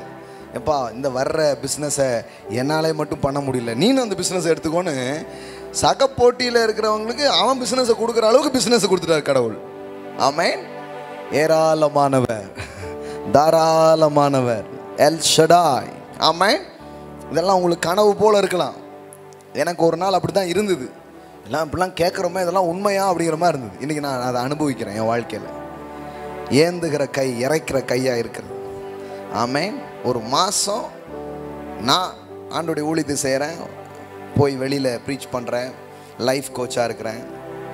நான் கடவுள் எனக்கு தருகிற பணங்கள்லேருந்து லட்ச ரூபாய்க்கு மேலே மற்றவங்களுக்கு உதவியாகவே கொடுக்கறதுக்கு கடவுள் உதவி செய்கிறார். ஆமென். இந்த 5 மாதம் லாக்டவுன் இருந்தது. சபைக்கு சில பேர் தான் வர முடிஞ்சுது, சில பேர் தான் தர முடிஞ்சுது. ஆனால் கூட இங்கே ஒரு குறைவும் இல்லை. ஆமென். ஏன் தெரியுமா? கண்ணை எங்கே வைக்கணுமோ அங்கே வைக்கிறது. ஒத்தாசை வரும் பருவம். எனக்கு தெரியாது ஜூம்னா என்ன, கண்டிப்பாக தெரியாது. இப்பவும் கேட்டிங்கனாலும் தெரியாது. ஏதோ பேசலாம் போலங்கிறது தான் தெரியும். ஆனால் இந்த லாக்டவுன் டைமில் எத்தனையோ நாடுகளில் இருந்து இந்த ஜூம் மீட்டிங் புக் பண்ணி லட்சமாக வர்ற மாதிரி பண்ணிட்டார் ஆண்டவர். தான் என் நண்பர்கள் சகோதரர்களாக இருக்கிறாங்க, அவங்கள்ட்ட கேளுங்க சொல்லுவாங்க. ஒரு வழி அடைச்சா என்ன, கடவுள் இன்னும் பல வழியை வச்சுருப்பாருங்க. எனக்கு இந்த லாக்டவுன் டைம்லாம் இல்லை, லாக்டவுன் முடியவும் வீடு வாங்கிட்டோம் பாருங்க 1.25 கோடிக்கு. சில பேர் பார்க்குறாங்க என்னங்க இது அப்படிங்கிறாங்க. நான் சொல்கிறேன், நாம் அந்த உலகத்தில் இல்லை, we are living in the kingdom of God. தேவனுடைய ராஜ்யத்தில் நம்ம வாழ்ந்துட்டு இருக்கிறோம். ஆமென். ஹல்லேலூயா. ஓ, இது அற்புதமான ஒரு வாழ்க்கை, இது ஒரு மேலான ஒரு வாழ்க்கை. இது புரிஞ்சுதுன்னா நீங்கள் வந்து இந்த சின்ன சின்ன அந்த காசுக்காக அந்த மாதிரி வாழ மாட்டீங்க. கொடுப்பீங்க, நீங்கள் வாங்கிக்கோன்னு கொடுப்பீங்க. இதுக்கு விலை எவ்வளோன்னு கேட்பீங்க. ஃப்ரீயாக தருவீங்களா கேட்க மாட்டீங்க. இதுக்கு நான் என்ன விலை கொடுக்கணும்னு கேட்பீங்க. ஆமென். அப்படி தான் கேட்பீங்க. இதுக்கு என்ன விலை கொடுக்கணும், how much I want to pay அப்படி கேட்பீங்க. எனக்கு ஃப்ரீயாக வேண்டாங்க, என் தேவன் எனக்கு தருகிறார். ஆமென். யாராவது உங்களை ஆசை காட்டி மோசம் பண்ணுறேன்னா நீங்கள் ஏமாந்து போக மாட்டீங்க. எனக்கு வேண்டாம் நீங்கள் சொல்லுவீங்க, நீங்கள் எனக்கு அவர் தருவார். மனுஷங்களை தான் கடவுள் பயன்படுத்துகிறார், நான் இல்லைன்னு சொல்லலை. ஆனால் நீங்கள் மனுஷங்க பின்னாடி போகணுன்னு அவசியம் இல்லை, மனுஷனுக்கு பின்னாடி தொங்கணும்னு அவசியம் இல்லை. உங்கள் கண்ணை அவர் மேலே நீங்கள் வைக்கலாம். ஆமென். எனக்கு தெரியும், நான் இதை தான் கடவுள் எனக்கு கற்றுக் கொடுத்தார், அவர் மேலே எப்படி கண் வைக்கிறதுங்கிறது. இதை நான் என் இருதயத்தை அதில் பழக்கின போது இந்த 5 மாதம் 6 மாதமும் நான் அதை அனுபவித்தேன். உண்மையிலே அனுபவித்தேன். எனக்கு தெரியாது எத்தனையோ வழிகளை தேவன் திறந்து என் கைகளில் செல்வம் வரும்படியாய் செய்தார், என் கைகளில் பலன் உண்டாகும்படியாக அவர் செய்தார். எத்தனையோ பேர் ஊழியம் டவுன் ஆச்சுன்னு சொன்னாங்க. ஆலயம் நடத்துகிற நிறைய பேர் சொன்னாங்க வாடகை கட்ட முடியாமல் இருக்கிறோம். உனக்கு தெரியுமா, நிறைய சர்ச்சுக்கு நம்ம பில் பே பண்ணும்படி கடவுள் இந்த நேரத்தில் உதவி செய்தார். ஆமாங்க, என்ன மாதிரி ஒரு வாழ்க்கையில். ஆனால் இது எனக்கு தெரிலன்னு வைங்களேன், நானும் இந்த லாக்டவுன் டைமில் டவுன் ஆகி கிடந்திருப்பேன், உங்களையும் டவுன் பண்ணி விட்டுருப்பேன். ஒரு தலைவர் வந்து எப்படி இருக்கிறாரோ அப்படி தான் மக்கள் இருக்க போகிறாங்க. நானே டவுன் ஆகினா இங்கே வந்து என்ன பிப்போம். நான் வந்து இது அனுபவிக்கிறதுனால இதை பேசுகிறேன், இல்லைன்னா என்ன பேசியிருப்பேன், பார்த்தீங்களா இந்த கொரோனா காலத்தில் நமக்கு வந்து கஷ்டங்களான்னீங்கன்னா நீங்கள் எல்லோரும் அழுதுட்டு நீ எனக்கு உனக்கு தொடன்னு போயிருப்பீங்க நேரம். ஆனால் இப்போ எப்படி ஆயிருக்கு பாருங்கள், ஸ்பிரிட்டே வேற மாதிரி இருக்குது. ஆமென். செழிப்பின் ஆவி உங்களை நிரப்பி இருக்கிறது. ஆமென். ஹல்லேலூயா, ஹல்லேலூயா, ஹல்லேலூயா. கர்த்தருக்காக நாம் கொடுக்க போகிறோம். கரங்களை எடுத்துக்கொள்வோம். இந்த செழிப்பின் அபிஷேகம் என் வாழ்க்கையில் வேலை செய்யட்டும் சுவாமி. ஆமென். ஏந்தி நின்ற கரங்கள் எல்லாம் கொடுக்கும் கரங்களாய் மாற்றினீரே. I want to give more. இன்னைக்கு நான் கொஞ்சம் அதிகமாகவே கொடுக்க போகிறேன். ஏன்னா இன்னைக்கு நான் டபுளாக ப்ளஸ் பண்ணப்பட்டிருக்கிறேன். இன்னைக்கு நீ டபுளாக கொடுக்க போகிறேன். ஆமென். You can sow anything. You can sow your gold. தங்கத்தை விதைக்கலாம். You can sow your land. எது வேணாலும் நீங்கள் இன்றைக்கி சோ பண்ணலாம். நான் சொல்கிறேன், இந்த ப்ராஸ்பரிட்டி அனாயிண்டிங்ஸ் உங்கள் மேலேயும் ஒர்க் பண்ணும், உங்கள் வாழ்க்கையில் வேலை செய்யும். ஆன்லைனில் பார்க்குற பிள்ளைங்களுக்கு நான் சொல்கிறேன், கூகுள் பேயில் நீங்கள் விதைக்கலாம், அக்கௌண்ட்டில் நீங்கள் விதைக்கலாம், செக் மூலமாக நீங்கள் விதைக்கலாம். கொடுப்பதை குறித்து பேசுவதற்கு எனக்கு எந்த கூச்சமும் இல்லை. ஏனென்றால் இது ஒரு வேதாகம முறையாக இருக்கிறது. நிறைய பேர் சொல்லுவாங்க, என்ன பிரதர் பணத்தை பற்றி தாராளமாக சொல்கிறீங்களே. எனக்கு வர்றதை பற்றியும் சொல்லுவேன், எல்லாத்தையுமே சொல்லுவேன். சென்னையில் போய் 2 நாள் மீட்டிங் நடத்திட்டு வந்திருக்கிறேன். வந்த பணத்தின் மதிப்பு எல்லாம் பார்த்தா 8 லட்சம். 2 நாளைக்கு கடவுள் எனக்கு கொடுக்குறாரு 8 லட்சம்.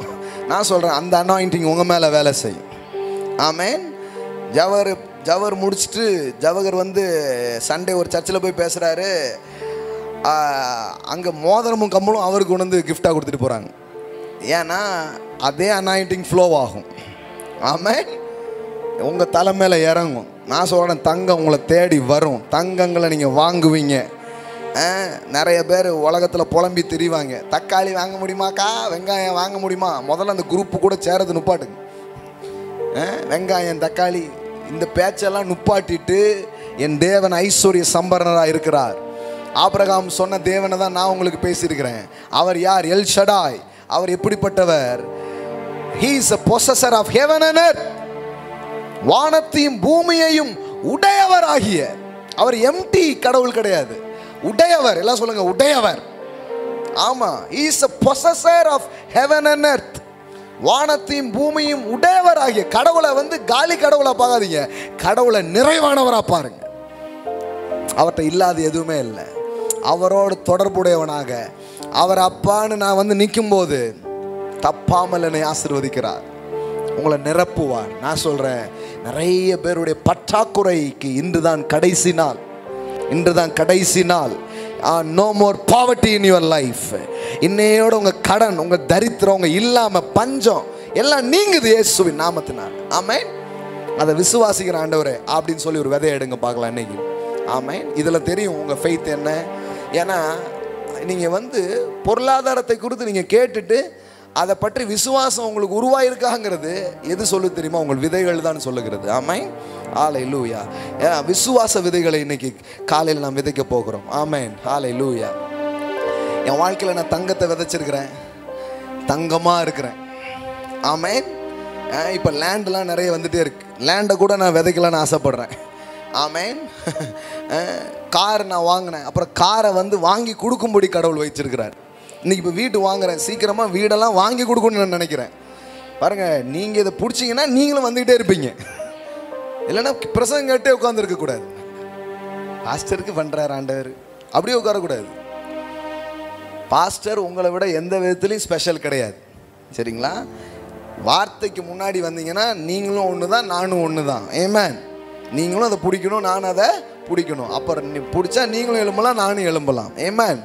ஹல்லேலூயா. பெருசாக நீங்கள் எழும்பணும்னு தேவன் ஆசைப்படுறாரு, நானும் ஆசைப்படுறேன். ஆமென். ஹல்லேலூயா. வெறுங்கையாய் உங்களை நான் போக விட மாட்டேன். மோசே வந்து எகிப்திலிருந்து கிளம்புனா போதும்னு நினச்சான். விட்ட உடனே ஓடியாங்க ஓடியாங்க ஓடியாங்க ஓடிடுவோம் அப்படிங்க. ஆண்டவர் எங்கே போகிற? சும்மா போகக்கூடாது, கேட்டு வாங்குனார். வெள்ளியும் பொண்ணையும் கேட்டு வாங்க. இவங்க எப்படிங்க கொடுப்பாங்க? இவங்க இவ்வளவு நாள் நம்ம கிட்ட இருந்து பிடுங்கி வச்சவங்க, இவங்க கொடுப்பாங்களா? கடவுள் சொல்றார், நான் உனக்கு தயவை பாராட்டுனா உன்கிட்ட பிடுங்கினவன் கூட உன் கையில் திரும்ப கொடுத்துட்டு போற மாதிரி நான் பண்ணுவேன். எகிப்தியரின் கண்களில் நான் உனக்கு தயவு கிடைக்க பண்ணுவேன். நான் உங்களை வெறுங்கையாய் போக விடேன். ஆமென். செல்வம் வருவது என்பது சாதாரணமான ஒரு காரியம் அல்ல. செல்வம் நம்மை நோக்கி வருகிறது என்றால் கடவுள் தயவு பாராட்டுகிறார் என்ற அர்த்தம். The favor of God, it brings wealth. It brings wealth. 400 வருஷம் வராத காசு, 400 வருஷம் வராத லேண்டு, 400 வருஷம் வராத பலன், சுகம், விடுதலை அவர்களுக்கு வந்தது. நான் சொல்கிறேன், இன்றைக்கி இந்த வார்த்தையை கேட்குற பிள்ளைகளுக்கு சொல்கிறேன், எத்தனையோ வருஷம் உங்கள் தலைமுறைகளில் கூட இதை பார்க்காம இருக்கலாம். ஆனால் இன்னைக்கு நீங்கள் இந்த இடத்துல உட்காந்து இந்த வார்த்தையை கடவுள் கேட்க வைக்கிறதுக்கு ஒரு நோக்கம் இருக்குது. நீ பார்ப்ப, நீ நிறைய நிலங்களை வாங்குவ, நீ நிறைய இடங்களை வாங்குவ, நீ நல்ல வீடுகளை கட்டுவாய், நல்ல வியாபாரங்களை செய்வீர்கள். கடவுள் உங்கள் தலையை உயர்த்தி காட்டுவாருங்க. ஹல்லேலூயா. மாகாரா சாத்தேரே பெலேரே ரேக்லமா கோரா சட்டேலே பெரே கோதாரா பாலாரா. ஹல்லேலூயா. உங்கள் விதைகளை கையில் எடுத்துக்கொண்டு எஸ் லார்ட், இப்போ சொல்லுங்க, வானத்தையும் பூமியையும் உடையவராகிய உன்னதமான தேவனுக்கு நேரா என் கைகளை உயர்த்துக்கிறேன். ஆபிரகாம் எப்போ உயர்த்தினான் தெரியுமா? தனக்கு வந்த எல்லாவற்றிலும் அவன் தசமபாகம் கொடுத்தான். அதுக்கு முந்தின 5 வசனங்களுக்கு வாஸ்து பார்த்தீங்கன்னா போட்டிருக்குது, he give tithes to God. உங்கள் கையில் காசு வந்த உடனே உங்கள் மைண்டில் ஞாபகம் வரட்டும், இட்ஸ் ஃப்ரம் காட், இது தேவன்கிட்ட வந்திருக்கு. ஸோ முதல்ல அதை எடுத்து வைங்க, இந்த பழக்கத்தை கொண்டு வாங்க. எடுத்த உடனே வாயில் போட்டுறாதீங்க, முழுங்கிறாதீங்க. நிறைய பேர் அப்படி இருக்கிறதுனால தரித்திரத்திலே உட்காந்துருக்குறாங்க. உங்கள் கையில் காசுன்னு ஒன்று வருதுன்னா, அது 50 ரூபாவாக இருக்கலாம், 5 கோடியாக இருக்கலாம். ஃபஸ்ட்டு எடுத்து நான் தேவனுக்கு வைக்க போகிறேன், என் தேவனுடைய ஆலயத்தில் போய் செலுத்த போகிறேன். இது பழக்கமே இல்லாதனால தான் நான் சொல்கிறேன், அநேகர் வறுமையிலே வாழ்ந்து கொண்டிருக்கிறார். நீங்கள் கடவுளுக்கு காசு கொடுக்கல, உங்களுக்கு காசை கொடுத்தவர் கடவுள். கரெக்டாக புரிஞ்சுக்கோங்க. அதை அவர் கொடுத்தார் என்பதை நீங்கள் கொடுப்பதின் மூலம் அறிக்கை செய்கிறீர்கள், கனம் பண்ணுகிறீர்கள். ஆமென். அப்போ ஆபிரகாம் கையை உயர்த்தினான்னா சும்மா ஏதோ அப்படி கையை உயர்த்தினான்ட்டுல இல்லை, தனக்கு வந்ததை எடுத்து 10ல் 1 மெல்கிசேதை கையில் கொடுத்தான் பாருங்க. அப்படின்னா என்ன அர்த்தம்? கையை அங்கே வசத்திட்டேன், கையை அங்கே தூக்கிட்டேன், இனிமேல் எவங்கிட்டையும் கையை ஏந்த வேண்டியது எனக்கு வருவதே இல்லை. ஆமென். தூக்குங்க. Thank you Lord. இந்த நாளில் இந்த வார்த்தை என்னைக்கு உண்டாயிருக்குதுன்னா அந்த வாழ்வு உண்டாகும் என்று நாங்கள் நம்புகிறோம். ஒரு செழிப்பின் கிருபை, ஒரு செழிப்பதற்கான அபிஷேகம், செழிப்பதற்கான மனதின் தரித்திரங்கள் இன்னைக்கு நீங்கி போகட்டும் இயேசுவின் நாமத்தினால. உள்ளத்தின் அந்த அந்த அந்த அந்த தரித்திரத்தின் சிந்தனைகள் உடையட்டும் இயேசுவின் நாமத்தினால. எனக்கு யாராவது கொடுப்பாங்களா, அவங்க கொடுப்பாங்களா, இவங்க பண்ணுவாங்களா, யாரையோ எதிர்பார்த்து குறைவுபடுகிற அந்த மனசு நீங்கி போகட்டும்.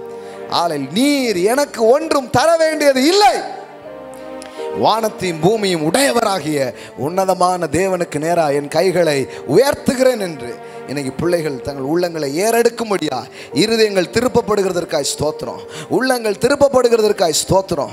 இன்னையிலிருந்து இறைக்கும் கரங்களாக இந்த கரங்கள் மாறும்படிக்காக நான் ஆசீர்வதிக்கிறேன் அப்பா. ஆண்டவரே, இதையெல்லாம் நீர் எனக்கு புரிய வைத்தது, இதையெல்லாம் என் வாழ்க்கையில் நீர் நிஜமாக்கினது.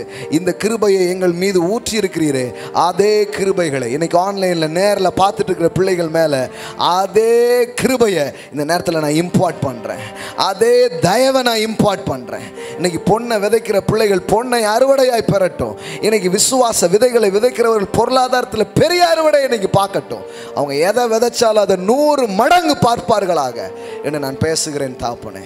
நீங்கள் செய்கிறதற்காக நன்றி, இயேசுவின் நாமத்தினால் பிதாவே. ஆமென். ஹல்லேலூயா.